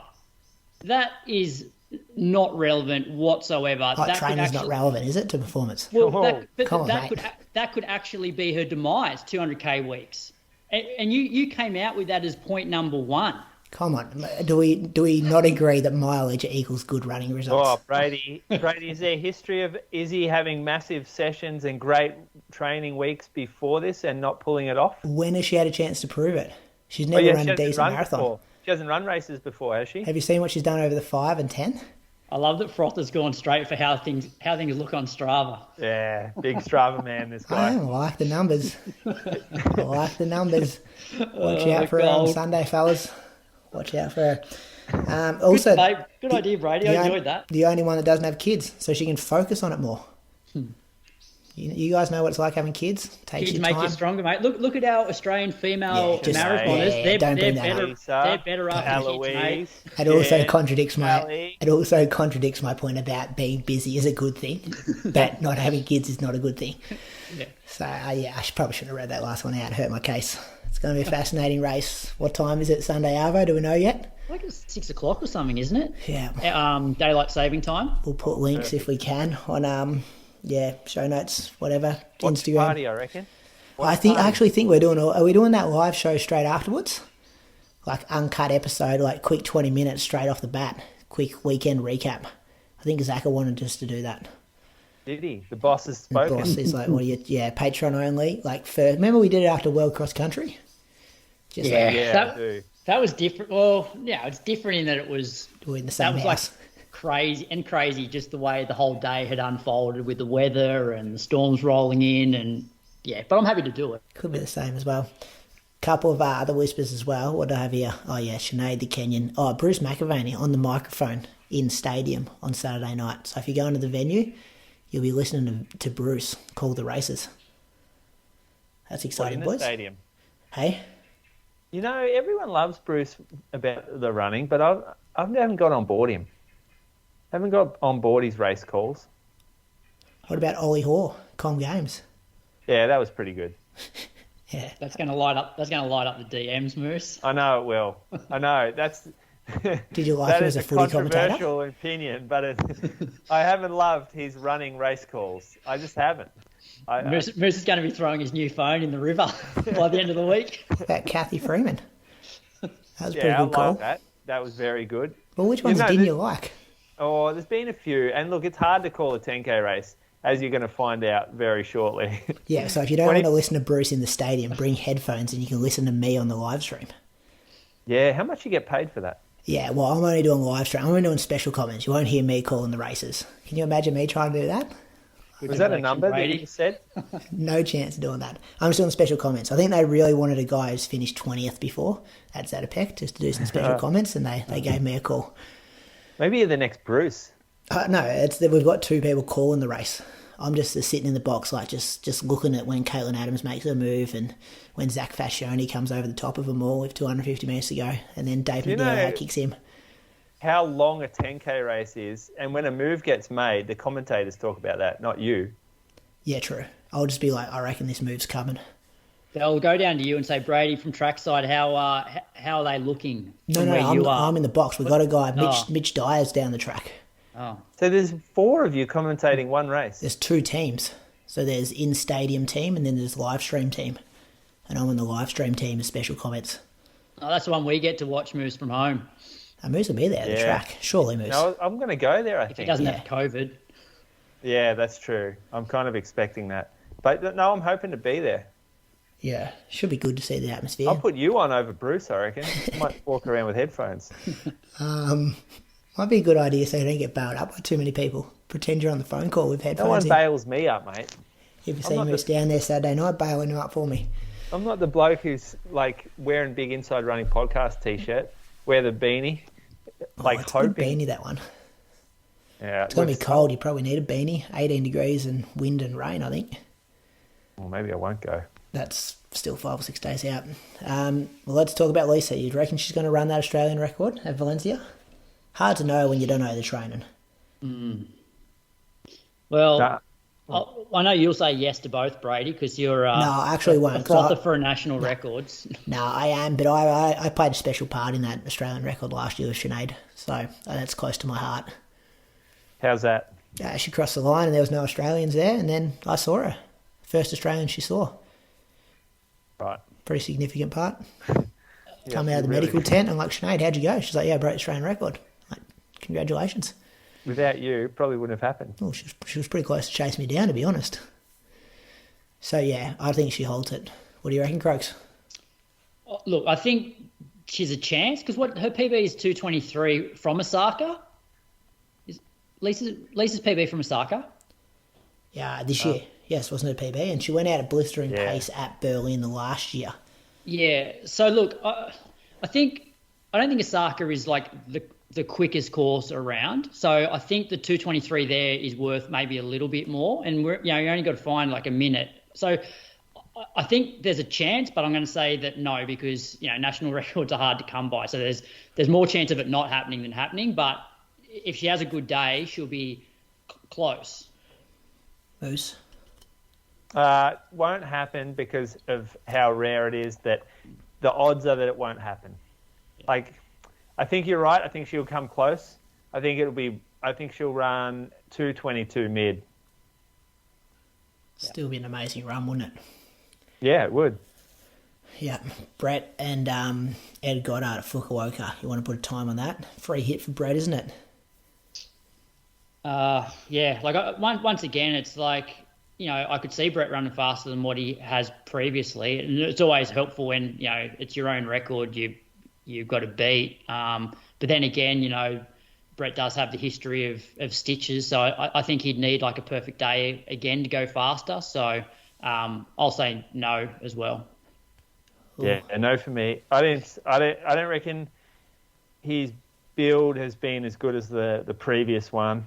I reckon there were a few hiccups in there. That calf, even back in September, probably hurt a bit of his training, I reckon. He looks pretty good on Strava, though.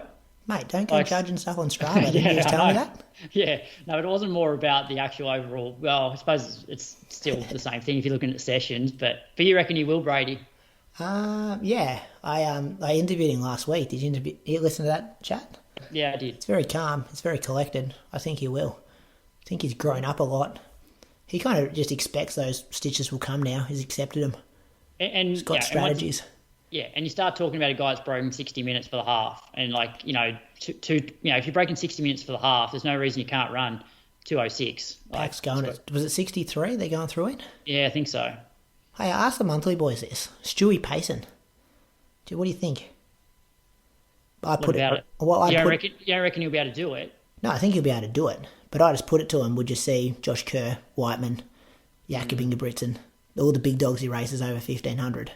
Would you see them, Ollie Hoare, Payson, Fukuoka Marathon to 25, 30K? Yeah, it's a good question, Brady, because you look at, Stewie's had like a really up and down, 18 months probably. And I feel like, well, where's his off season? Yes, this is not 1,500 meter racing, but it's still like travel, and whereas these other guys, they have a distinct off season, and then they just bunker down at home and just train. And I would have thought that, potentially like going into an Olympic year, you'd want to just, I guess, limit the potential for things to go wrong. I get he's got to get paid and stuff. Like, I understand the economics of it, but 25, 30K at 3-minute K pace on a road. I guess he's always helping out his mate too. Helping the team. Good teammate. Gets paid. Maybe it's not that big of a deal for him either. I actually like it. I like it as an entertainment point of view. Like, you get to see Stewie on the front of that group. Yeah.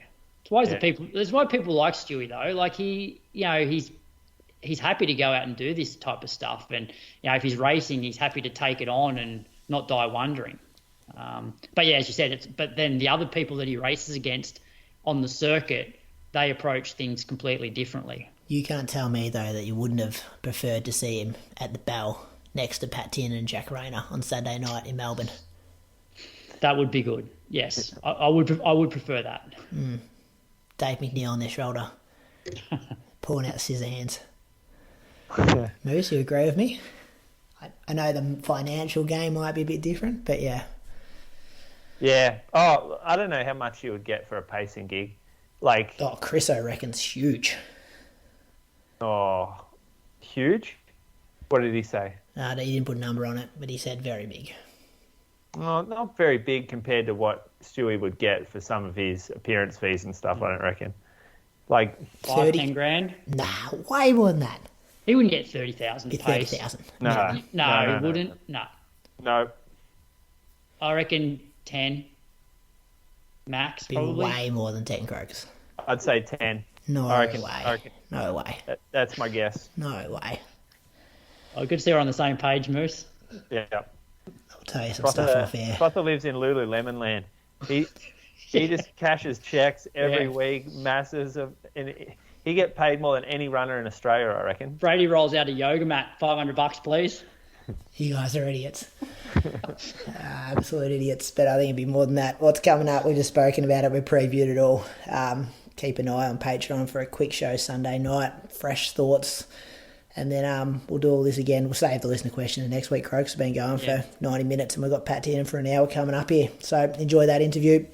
I'll see you maybe on the track on Saturday. Moose, you going to drive home or stay down the night? Oh, drive. Yeah, I'm not staying down. Not again. Fuck. Oh, yeah. You know how long it took me to get back to nearly 4 hours in the car? 4 hours? Crashes, and it was raining, so there were crashes everywhere. It was, mate, it fucked my knee. Sitting in that car, in that bent position, same spot, I was just thinking, how do people do this for a living? Like, driving this road, just poor bastards. I feel sorry for them. Croaks, what are you doing? Just training and, watching a lot of athletics over the weekend. That'll be good. All right, boys. We'll do it again next week. See you later. Have a good call, Brady. Good luck. Thanks, mate. We'll enjoy it. See you. Bye.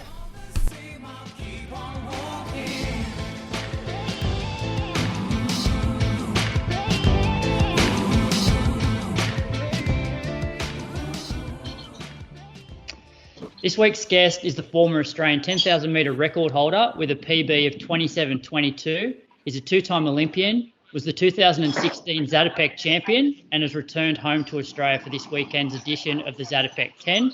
welcome back to the Inside Running Podcast, Pat Tiernan. Thanks, mate. Thanks for having me on today. Appreciate it. How long are you home for? So I've been back for about a week and a half now. But we'll be my wife and I, been in Brisbane for a week and a half, but we'll be heading back after Zatopek. So Okay. only be about a 2.5 week stint. But yeah, no, it's been good. It's been good to catch up with some family and friends there. And I came back briefly after Tokyo, but the two of us haven't been back for a proper sort of catch up with people for about 4 years now. So it's been great just to get back and see everyone, and ultimately excited to be running back in Australia again. Yeah, well, last time we spoke, I think you were in hotel quarantine after the Tokyo Olympics. Yeah. But I know like a couple of weeks ago, there was a real buzz around the Australian running community for a couple of reasons. One, you just had your first race in over a year, but then you'd also announced that you'd be coming back for Zatopek. So let's start maybe with the first race in over a year. You finished second at the Boston Half in 61.56, which I believe was like a pretty tough course. How did that race feel, and did that sort of exceed your expectations? Yeah, absolutely. I mean, like you said, it was the first race for me in over a year. I think the last race before that for me was Chicago Marathon in October of 22. So, our goal ultimately for Boston was just to get there healthy. We weren't really concerned about what sort of shape I was in, or necessarily being, super primed or anything for it. It's just getting to a start line healthy, getting back in that routine of racing, because I think it's very easy to kind of get a bit shy of races once you've been out for a while with injuries and whatnot. So it was definitely exceeded expectations. The course was challenging, but that was kind of the reason we did it. We thought, coming from more cross country background, for me it'd be, nice to have some be familiar with it, I guess, in that sense. Yeah. It was good, and ultimately just a race you can compete in, because I think a lot of these halves these days have been running, the flat courses have been running 57, 58 minutes, and it's that just wasn't going to be a reality for me first race back, like having any sort of expectation to be able to keep up with that sort of race, even sort of the second or third chase group. So being in a race where you kind of take the faster guys out of it a little bit, chuck some hills in there, just fit me perfectly. And ultimately, like you said, 61.50, I was thrilled with that time on that course. I think there was maybe about 130 metres of flat, and that was when you came onto the track at the end of the race. So it was it was good. It was good in cold weather, so no concerns of repeating Tokyo or anything like that. So I was really happy with it, and ultimately set us up well for what the year should hold. And so, how long ago did you decide that you'd run Zatopek? It kind of fit the program pretty well. Once I was meant to run World Champs Marathon, and I strained my glute about 2 or 3 weeks out from that, and it had been a bit of a rushed preparation as it was, because I was coming back from something else about 2 months earlier. And so we kind of took the time to sit down there and just say, look, let's just get this right. And once you start feeling, things start feeling like you're moving in the right direction again, and we've taken it a little slower coming back, we can figure out some races. And, Boston Half was kind of the first one that made sense. And then seeing the Zatopek was 3 weeks later, we were like, look, that could work out well, give you some time to go back and see some family, and, ultimately get the Olympic trial 10K in. And then come back and get after some winter racing over in the US on the road. So, it worked well, and I think it's a race that I've been fortunate enough a couple of times where it's timed well with my season. Like, it hasn't disrupted it at all, which I know has been, is often hard for a 10,000 metre track race in December for a lot of people to make it fit their schedule. So it's worked out well, and Boston went really well, so that I'm in a bit better shape than I thought I was going to be in, which is fantastic. So I'm really looking forward to it. Yeah. As I said, like last time we spoke was like straight after the Tokyo Olympics, and like I do want to chat to you about Zatopek and also your plans between now and Paris. But I thought it would be good to maybe do a quick recap of the last couple of years because I think you'd agree you've had your fair share of ups and downs. Yeah. Yeah. So maybe we'll start with like straight after the Olympics, like early 2022, you have a change of sponsor going from Nike to Puma. And moving from the Oregon Track Club to the Puma Elite Squad. How did that all sort of come about? Like I'm guessing Nike didn't renew your contract, and was there a reason for that? Yeah. But plain and simple, that was basically how it went. I got I got a couple of good offers from other companies, and ultimately when we took those to Nike, they just weren't really interested in in keeping me on, and that's the way it goes. I guess I think I definitely took it a little more personally than it was at the time, and I think that kind of brought me into the Puma Elite team with probably not the right mentality if I look back on it. I think I came in with a bit of a chip on my shoulder, and I felt like I had a point to prove and things like this, and so I went pretty hard at the start of that year, kind of after that Houston half in January of that year. So, and that just led to a bit of a rough American spring and summer where I got myself banged up early in the year and didn't fully sort of regroup from it till May. But yeah, no, I think it was also just hard because my wife, Angel, had just joined OTC about 2 or 3 months earlier, and we'd been living apart for a year or two before that because she was with a different group in a different part of the country. So we were excited to be living together again, and then to have that sprung on us, was a little bit rough at the time. So. It was just a shame because I loved the OTC group. I loved, being coached by Mark, and Tom Farrell was our assistant coach, and I think they worked really well together. But ultimately, as it turned out, the whole group was kind of, I think Nike was pulling the funding on OTC as a group in general later that year. So, I think my agent was looking out for me there, Nick, and I'm very, very grateful for him for that, for finding us a new situation that worked well. Yeah. But yeah, it was just kind of sad to see all that play out the way that it did in those coming months. But yeah, like I said, it took me a little while getting adjusted to the new group, the new sponsor, dealing with not only the aftermath of the having to leave OTC, but also still trying to figure out exactly what went wrong in Tokyo and how I was going to manage that going forward. So, it was a lot going on in that sort of 6 to 12 month period from Tokyo through till about May or June of the next year. But around then I kind of found my groove again, I think, and got into a couple of races where I did well. Got back on the track for a 5K and won that, which was great. Did a few road races over here where some went well, some didn't. That's okay, finding a bit of ebb and flow with that. And ultimately ending my year with the Chicago Marathon, which, 2:11 is... it's not a super flashy time, I don't think, but for my first one, I was pretty happy with it. But more so than the time, I was just happy that I left with a good experience from the marathon. I think it's very easy to go into that race and have an absolutely terrible last 10K and just walk away from it thinking I never want to do that again. But I just didn't have that. I feel like I felt really good through 30K. 30 to 35 was like, all right, I'm starting to feel it in my legs. I still feel okay, but my legs are just sort of getting a little heavy. And then the last 7K, my legs were just gone. But it was weird. Like I felt fine from about the waist up. Like I knew I was fit enough. It was just my legs weren't used to the distance. But yeah, in saying that, like, it's kind.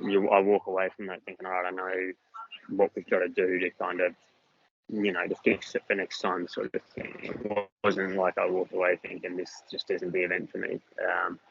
So no, that was really exciting. We only missed the I could just, yeah. I was gonna say you only missed the Australian debut record by 2 seconds, which you think guys like Deke, guys like Mona, guys like Brett Robinson, they all ran slower than you on debut. So that's got to be a positive sign. Yeah, no, absolutely. And I think it's, I think I've had my debut.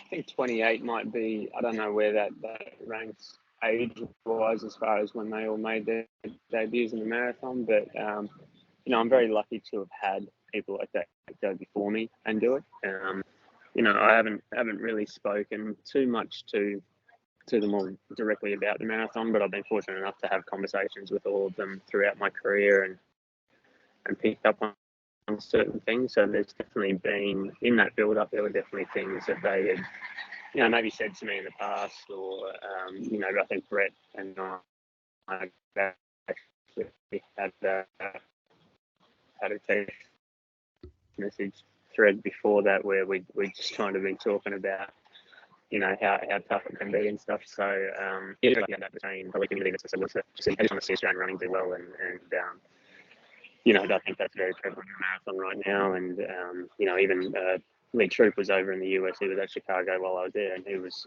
very supportive of everything I was doing. So you just feel like there's a lot of people wanting to do well, and a lot of people wanting to help you do well. Yeah. And so your new group, the head coaches are Alistair Cragg and Amy Cragg. So Alistair's a 13:03 5K runner, and Amy 2:21 marathoner and a bronze medalist from the 2017 World Champs. How did the training differ from the previous groups you've been part of?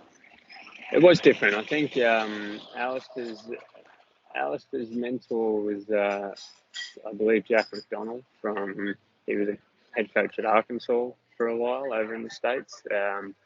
That's where Alistair went to college, and he had a lot of success.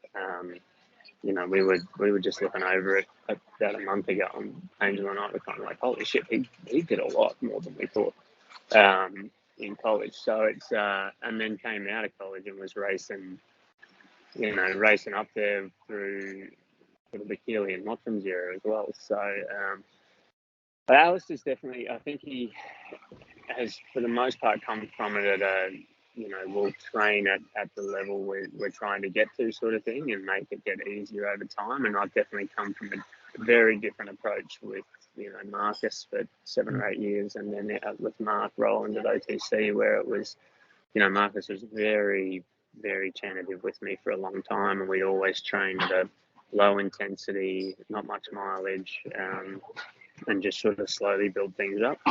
And then Mark was kind of the next step for me, where we added some more intensity, but still mixed it with stuff I was doing before.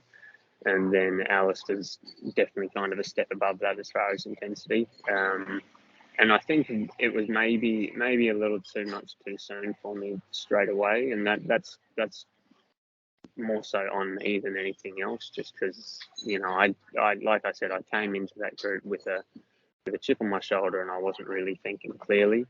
And so I came in and just wanted to crush everything, like session. Like we had the first altitude camp I went to with the group. It was just a situation where I looked around at, I think there were 3 or 4 guys who were up there with me in the group, and I was just meeting them. And I didn't know any of them that well. Like, they're nice guys from what I was learning from them and stuff like that. But anytime we stepped on the track for training, I was just like, I'm going to really put it to these guys today. Yeah. And I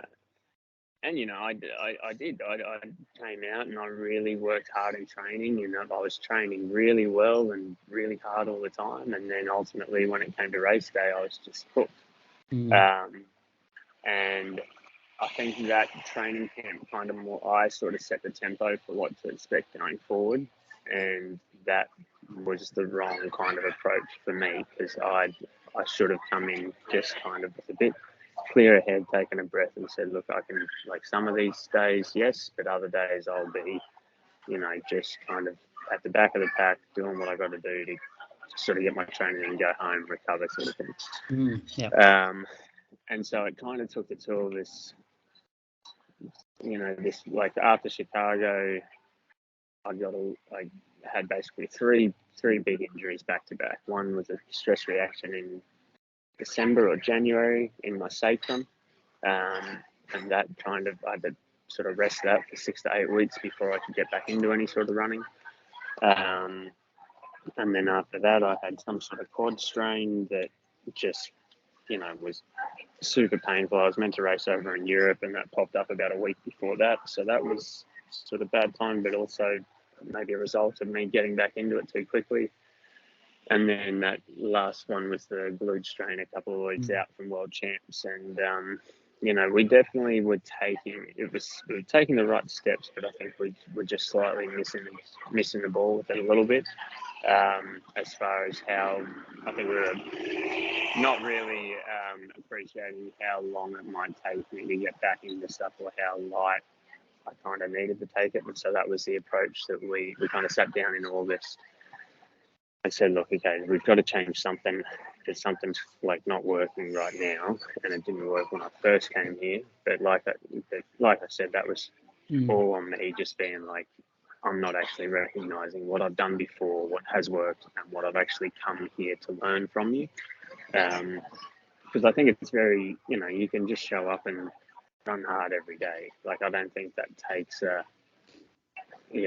that doesn't take a very mature sort of athlete to just be able to show up and, just run hard every day. I think we kind of really need to be on your A game is more so showing up and thinking, okay, where am I actually at? What do I need to get out of today? What do I need to get out of this week, even this month, sort of thing? And that was what we kind of sat down and said, and it's like, all right, the first month we're just going to stick to sort of heart rate stuff, and that way the effort's controlled.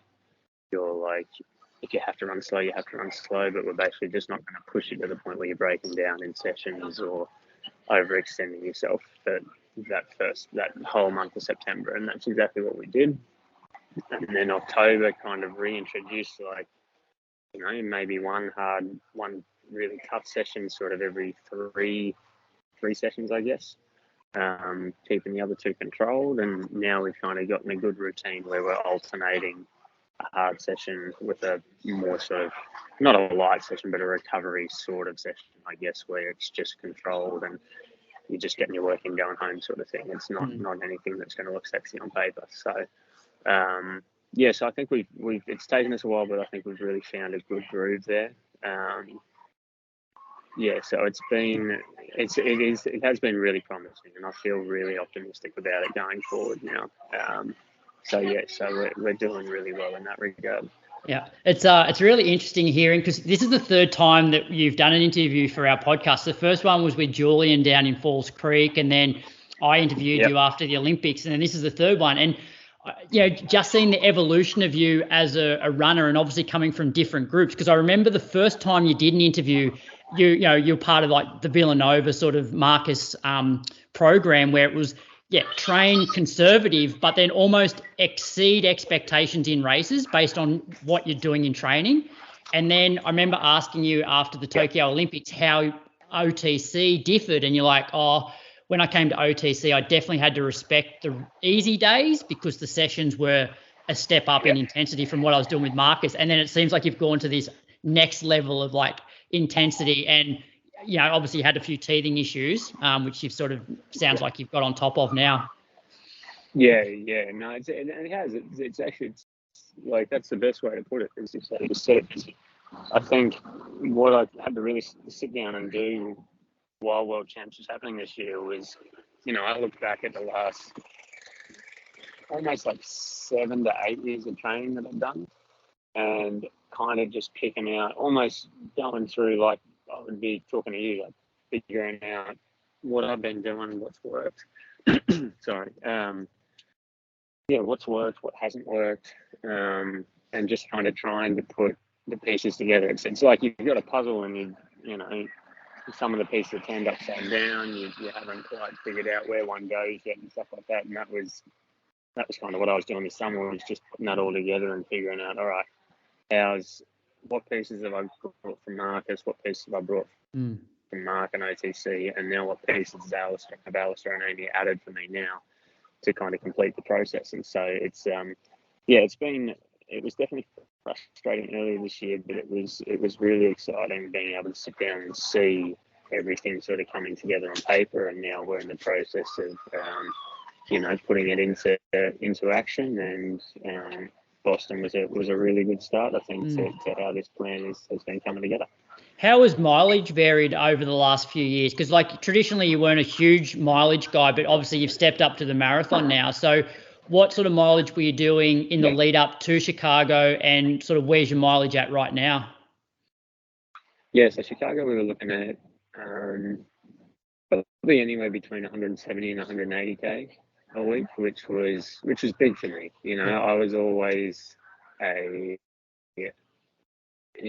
probably since I graduated college, I've been easily in the 130 to 150 range, and definitely favouring the lower side of that for the most part.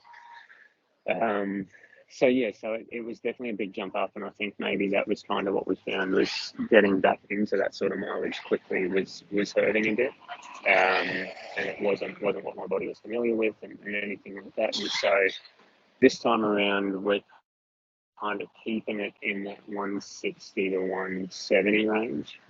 Yeah.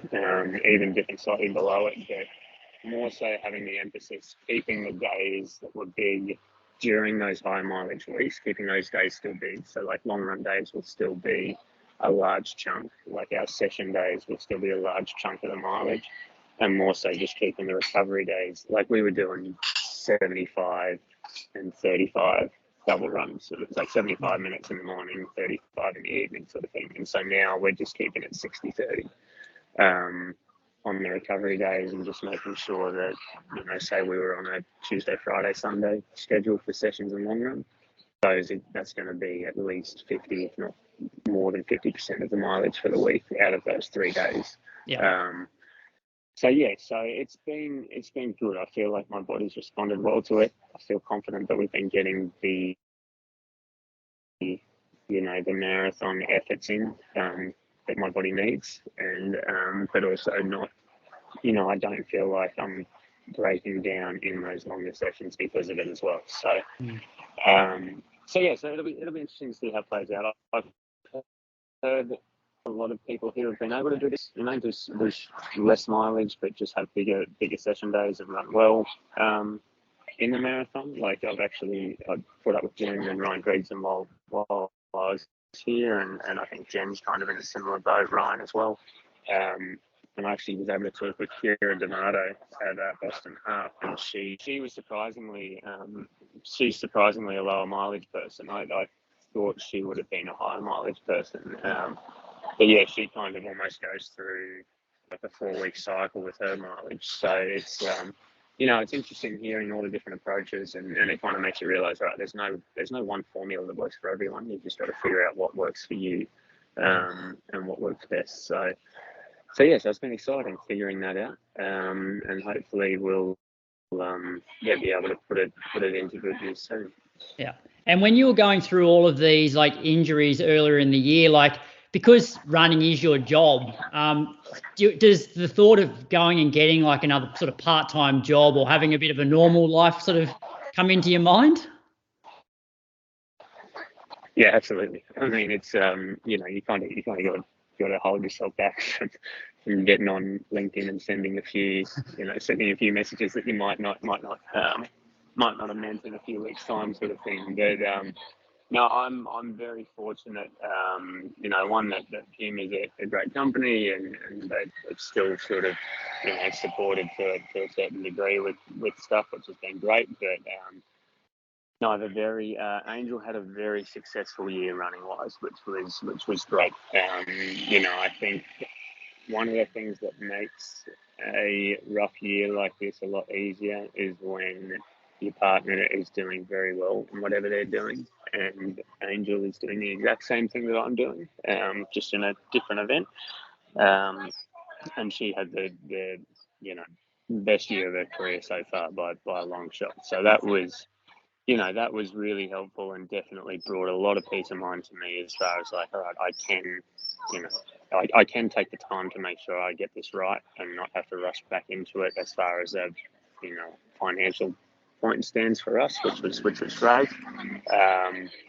So yes, I know it was no, it definitely made all of that a lot easier, which I was very grateful for, and she's been very, very supportive throughout the whole thing. So it's been a very, very easy process for me in that regard, which has been great. Yeah, very good. All right, let's move on to Zatopek. Now, are you here for a national title, or are you chasing a specific time?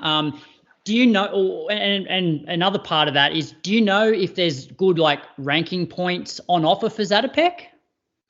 Yeah, I'm not sure. I would have to think so, given it's a national championship. I don't know where, you know, how the category of races always goes and whatnot. You know, like I don't think Boston was actually a very high category of race, which was, you know, obviously disappointing when you finish high up. But it's just hard to know exactly how many points are on offer for these sorts of things. But no, honestly, mate, I'm coming into it to try and win it. It's you know, that's something that I've always sort of held myself to, and I'm proud of myself for doing that. Is when, you know, when I go into a race, I'll go in it to try and win it. So it's going to be tough. Like obviously Jack's flying, and he's been flying for the last couple of years, and he's going to be a very tough guy to beat. You know, because he can win in a number of different ways. Yeah. Dave McNeil is going to be running it as well, and you know, if there's one thing I've learned about racing and watching Dave over the last 8 to 10 years is that he will show up when he needs to show up. So he's always going to be someone who's tough to beat, and he's got a very quick finish. So we'll have to keep an eye on both of them. No, I don't know if I've heard who else is in there. I think there's a Thomas Kyoko, I think is in the race. Yeah, I actually know it's on it. He's 27-22 man, finished third at the Sound Running 10K behind Woody Kincaid and Joe Klecker earlier this year. Yeah, so Thomas is actually, he doesn't train too far away from where we train. He's in North Carolina as well, and he's come and done a couple of runs with us, I think. And he trains around Wake Forest, I believe, which is where my brother went to school. So it's so no, I'm very familiar with Thomas, and he's a very strong runner. I'm not sure what his intentions for the race are, whether it's just an on appearance or whether he's going up or something. So no, he'll definitely be I think he could be an athlete who really kind of dictates how the race goes over the first 5 or 6K or so. So it'll be interesting to see what he decides he wants to do there. But no, it's going to be good. And yeah, I'm just excited to be back and racing, and ultimately want to put myself in a position where I can win it. But like I said, it's going to be very tough, and got to have a lot of respect for those guys who have done so well at not only this race but a lot of Australian domestic racing over the years. Do you think it'll be fast early? Because I'm guessing if there's good ranking points on offer, it's beneficial to run fast, you know, to maximise those points. Yeah, I mean, I hope it's fast. Me personally, you know, I think that's a strategy that would work well for me. But you know, I also, you know, I haven't had a great experience trying to win a race by going out and taking it hard over here as well. So it's you know, it'll be interesting. Like I said, I think a lot of it will come down to what Thomas wants to do. I think because he's the one who doesn't have a national championship on the line. He's coming here simply just to, like, he obviously. Well, not obviously. Like I said, it depends whether he's here because On has asked him to be here, or whether he's looked at this race on the calendar and said, this is something I want to target. And if he's come here for that, then I think it will be fast the first half of the race, and he'll be getting after a fast time. But if it's not, I could see him just sitting in and seeing what the rest of us do. Because he's also got 3:36, 1500 speed. You know, like he's a fast finisher as well. So, Yeah, so we'll like I said, I'll want to keep an eye on him and see what he does. I wouldn't be surprised if he gets after it and wants to run fast, but if he didn't, then that's something we'd be prepared for as well. Well, I guess for guys like you and Jack, it'd be nice if he sort of acted as a bit of a pacemaker, because as you said, there's no national title on the line for him, but it'd be nice if you and Jack could both run quick times while also getting some additional points based on it being a national championship. Because we just don't want to see a repeat of 2019 where you're a pacemaker for Stewie. No, I was a pacemaker for myself, mate. I was in that one. I went into it knowing I was trying to run the standard and I needed to be in shape to be able to do it on my own. Yeah. And at the end of the day, I just wasn't exactly where I needed to be for that. But no, this time around, I think if we're going to run fast, we'll kind of need and Dave and Jack and myself to kind of rotate through and set the tone a bit. But those are kind of things that if you want that to happen, you've got to discuss that beforehand. You can't go into the race just assuming that everyone's on the same page, because there's 4 of us there, and although 3 of us have one similar goal of wanting to win the championship, we're probably not gonna all have the same goal of trying to run fast. So that could be a discussion that I'd reach out to Jack and Dave beforehand and just see what their intentions are and what they're trying to do. But if they come back to me and say they're just trying to race, then fair game. We'll go out there and we'll have our strategy as to how we set this race up to win. I think that's kind of exciting. I think that's how. Obviously everybody wants to see people run fast and stuff like that, but I think it is exciting when you've got, and I've only mentioned those, they're the only guys who I know for certain are in the race. I haven't actually seen a start list, but the exciting races are when you've got sort of 3 to 6 guys there with 4 laps to go and it's anyone's race sort of thing. So, I think we'll put on a good show for Lakeside on Saturday night, and it'll be whoever wins it will have had to put a good effort forward, and will definitely deserve it. And how would you rate your fitness compared to when you ran 27-22? Different. I wouldn't necessarily say I'm in worse shape than that. I don't think I'm in better shape this time of year. Like we were definitely targeting that race and trying to run the Olympic standard, which was, you may as well go after the Australian record at that point when you're doing that at that time of year. So, I was in really good shape for that, and probably better, more so like 5K, 10K shape, whereas now I would say I'm more so in sort of 10K to marathon shape. So it's just a different kind of fitness I'm bringing to it, but I do think I'm in good shape. But whether it'll be, whether I'll need to take it from a fair way out, or whether I've got a bit of a kick in me over the last 600 or so, not exactly sure. But I think I'll be in shape to be able to go with whatever comes.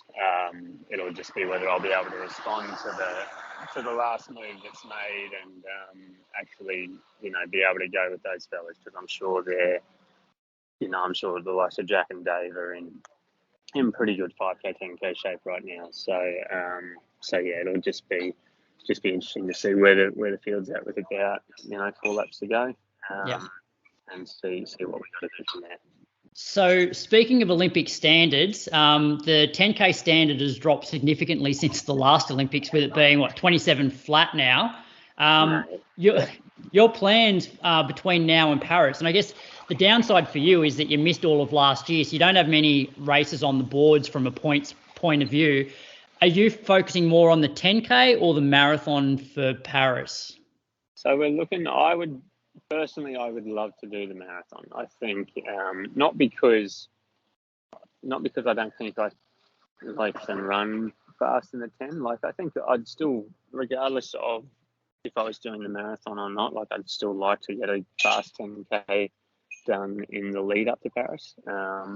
Maybe sometime in April or May, when there's I think there's a 10K in March in the US, and then I think there's a couple of 10Ks in Europe and one in the US in end of April, start of May. So I would love to do one of those just to run fast, regardless of whether I'm doing the 10 or the marathon. But the tough thing about the 10K now is that, you know, you got to be able to, if you want to compete in that race at the Olympics, you have to be able to run 26:40. You have to be able to close in 52, but you also have to be able to close in sub 4 for the last mile. And, you know, sometimes all three of those things at the same time. So it's just one of those things where, because all three of those are quite foreign to me, you know, I kind of got to focus on one and go with that. And unfortunately, it's just not an event at the moment where you can do that, because there's been, you know, there's guys who have been doing all three of them for the last 2 Olympic cycles now who are coming back to do it again. And so, you know, in saying that, it's probably, you know, an event where a top 10 finish seems, I wouldn't say easy, because nothing's easy at the Olympics, but it might seem more reasonable to finish top 10 in the 10K rather than in the marathon. Yeah. But I think at the same time, the marathon at the Olympics, you just never know. Like, there is always a medal up for grabs if you have a really good day and a few people don't. And so looking at the marathon, that's kind of an event where you don't necessarily have to be a 2:02, 2:03 runner to medal. You know, you can be that 2:06, 2:07 guy and just, you know, run that on a tougher course. And the closing speed isn't necessarily the last K, the last 2K. It's like, what can you do in the last 10K? And, you know, running 28 mid for the last 10K of a marathon is brutal. You know, that's really hard. But with a PB of 27:20, it's like, all right, closing in 28:30, that at least in my head, that at least is something I feel like I could get to at some point. Yeah. That being said, like your 10K at Paris, and I know that the conditions were different, which probably meant that it was a slower race, which meant you were there for a lot longer. But from an Australian's point of view, like, that was one of the most exciting distance races that I've seen, because it's very rare that an Aussie's still there with like 2 laps to go. Like, it was incredible. Yeah. And I'm very proud of myself for that run. And, you know, from, you know, I know on paper it was whatever, 18th or 19th or something like that. But like you said, I was in the top 10 with a lap to go, and that was, you know, when I look back on that race, that's what I'm really proud of. Is that I stuck it out with those guys and was in the hunt with 500 to go. Yep. And I don't even think it's that race that's discouraged me from it. Like, I wouldn't say I'm discouraged from the 10K. I think it's more, I've seen now the marathon side of it, and that's excited me. So yeah, because I still think I can compete in the 10. It's just when I look at the 2, I get more excited about the idea of the marathon, because I think there is actually the opportunity of a medal there. And it's a situation, like I said, it's just a situation where there's a lot of factors that can go wrong in a marathon, but there's also a lot of factors that can go right for you. And I think if I can, you know, get the preparation right and, you know, just have a good day. And I think I had a good day in Tokyo. You know, for 95% of the race, it was just the last 5% didn't go well. Because I think I can have a good day in the marathon and have, you know, things go well. The training's been going well for it. I enjoy the event. It excites me. And so that's also something where, you know, I'm turning 30 next year. It's fun to be excited about an event when you've been doing the sport for a long time. So, but in saying that, so we'll try and, you know, I think we're going to try and get after a marathon early in the year, which would still potentially, like I said, we're still trying to run a fast 10. So worst case, if the marathon does go poorly and we feel like we need to change routes, we've still got plenty of time to do that. Have you decided on that marathon yet? We're tossing up between 2. I'm not sure how much. I don't know what I can say with that. I don't know. lot of these road races are weird about announcing stuff. Can you give us a month? January. Okay. January. So narrows it down a bit. Zatopek fit well in the schedule in the build up to this race. So I'm excited about it. It's been something that we put down, in August when we were putting stuff together, and so things have been trending well in that direction. So I'm excited about that. January gives us enough time to kind of to make a path to Paris one way or another. And do you sit down with your coach and actually look at the point system, or are you basically just going, you know what, I'm just going to run, like for me to make the team, I'm just going to run the time?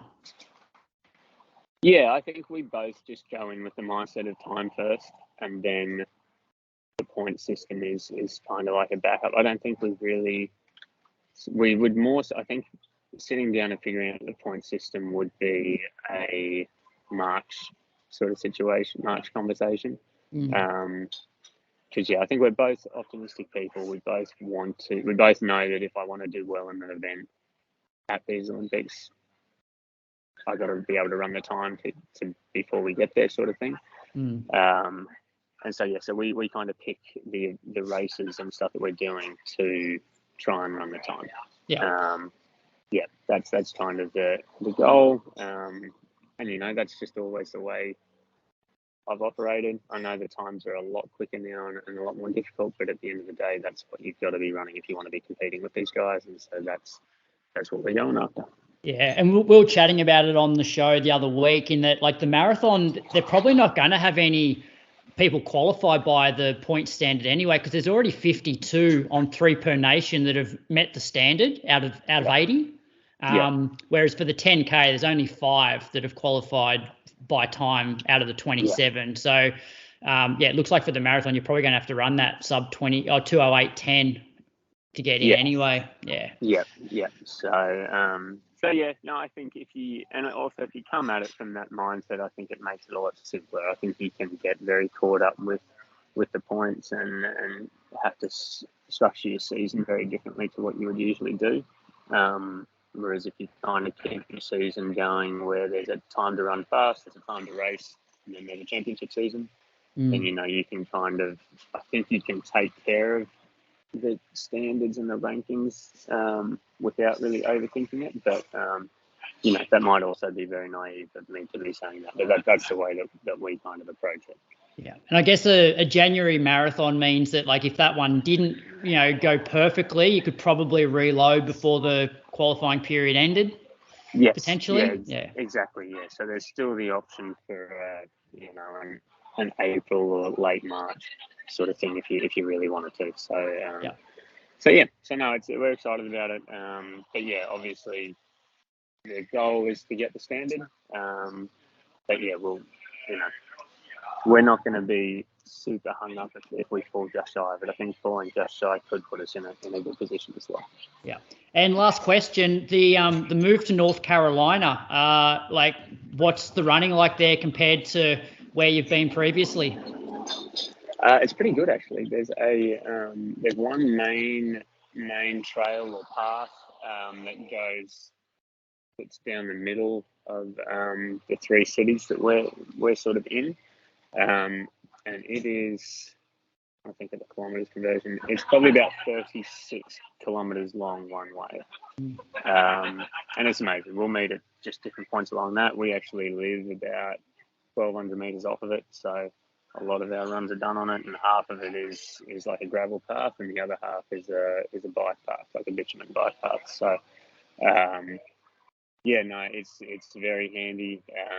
There's also, we're very lucky to be able to use the University of North Carolina facilities. They've been very good to us as a group. So, we're able to use their track. They've got a 1 kilometre gravel loop that goes around the track. We have access to their gym and indoor facility and stuff. So we're very lucky to have all of that, which is great. So it's, I would say, it's kind of a combination of the setups I've had. Like Eugene, we had access to all of the Oregon facilities, which was fantastic. But the running was kind of Prees Trail or a long drive out to a long bike path. And then in Philly, wasn't really, I was training with Marcus, so I had sort of limited access to certain Villanova things, but I tried not to get, not to try to abuse that too much, because he was already, giving me a lot of his time, so I didn't want to be stepping on too many toes there. But probably more similar to the bypass and the trails that we had in Philly, where I would say there was probably more access from your front door in Philly to running than there was in Eugene. And we've got a good combination of both running wise there. The only thing that's tough is the summers in North Carolina. Like it is brutal. It's the sun's not as hot in the States, but God, the humidity on the East Coast is just shocking.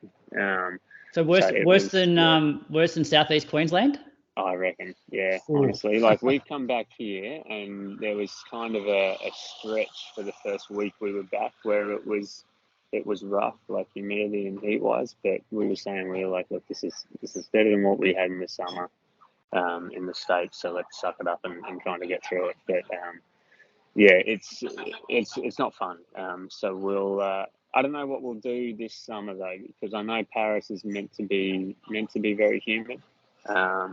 So we might try and mix in, some training in North Carolina as like a heat and humidity camp. But I think we want to get away from it for a little bit as well, just to make sure we can get some quality work in. Yeah. I know I said it was last question, but we love talking about shoes on this show. And because you were a Nike guy for so long, did it take a period of time to get used to Puma shoes, or you managed to slot in fine and notice no real difference? It did. I mean, they when I first signed with them, they didn't have a spike. Like they had a spike, but it was a Matumbo sort of level spike. They hadn't really entered the carbon plate game on the track yet with distance stuff. So that was definitely, that was a little tricky going from a Dragonfly back to a non-plated spike, just for a little bit there. But no, honestly, this last round or line of shoes that they've brought out, it honestly feels on par to what I had in the past with Nike. Like the first year or so, I think they had a flat that was good, but some of the trainers, they were still figuring out exactly, the spikes, they were still figuring out exactly how to get it, get the angle of the carbon right, and the combination of the foam with it and things like that. And running shoes were a little bit bulky and stuff, but this last line has been really good. And my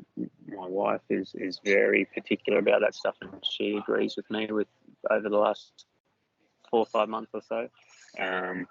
It is a very exciting time. I feel like we're now at a stage where a lot of companies that, you step on the starting line and you can have a look across at what everyone's wearing, and it feels like a level playing field now, which is great. So no, the trainers are great, which that's been a big relief for us. They've got a new flat coming out in December or January, I think, which we're very, we've been wearing and we love them. And so we're very excited for those to be released. I love the fact that they have a non-plated flat as well, because that was always something that I felt like helped with my training, was being able to have a streak sort of thing that you could wear where you're not relying on the plate, your foot's kind of working properly, your lower legs working properly and stuff like that. So they have one of those and they're continuing that, which is that's been a big relief for me. Yeah, they're hard to find now, aren't they? Those traditional racing flats. Yeah. So no, I was talking to one of the shoe developer guys at Tiernan, and I was like, please keep this in. I don't care if you change the foam or things like that, but just don't put a plate in this and keep it going. And the spike is good. Yeah, like they've got a really good middle distance spike. The distance spike is really good as well. So I feel confident in that going into Zatopek, which is another big relief. But yeah, it's been really good. Yeah, we've been really happy with the work that they've done to really try and listen to us. They get us to test a lot of shoes and things like that and get feedback, which is great. And we've got a really good group of athletes who are, willing to do that and happy to give feedback and be very particular about it, which I think is important, to be honest and not just be like, oh yeah, it's okay. Like I didn't get hurt today, so it's a good shoe. It's like, no, you gotta actually think about it and look into it and see, all right, does this compare to what I'm competing against, sort of thing. And everyone's been very good at giving honest feedback, and they've been very receptive to it. And I think, this most recent line of shoes they've brought out reflects that really well. Yeah. Well, Pat, thank you so much for being generous with your time while you're on holidays. All the best for this weekend, and also, I guess, in the lead up to Paris.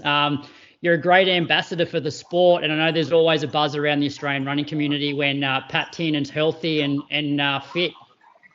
No, I appreciate it, Brad. It's always great talking to you, mate.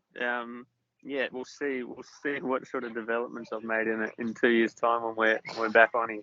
But I'm excited to be back. And I appreciate you saying that. It's we have a great Australian running culture here, and the community's been very receptive and welcoming to me, even though I'm based over in the US. So that's always something I enjoy coming back to.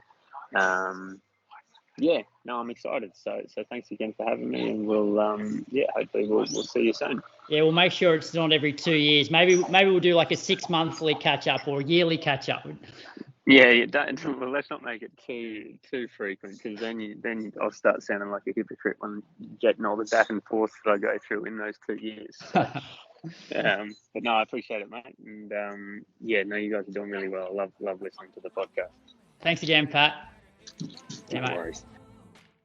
This episode of the Inside Running Podcast is powered by Lululemon. With 44 stores across Australia and New Zealand, you can shop the latest range either in-store or online at lululemon.com.au to find your well-being.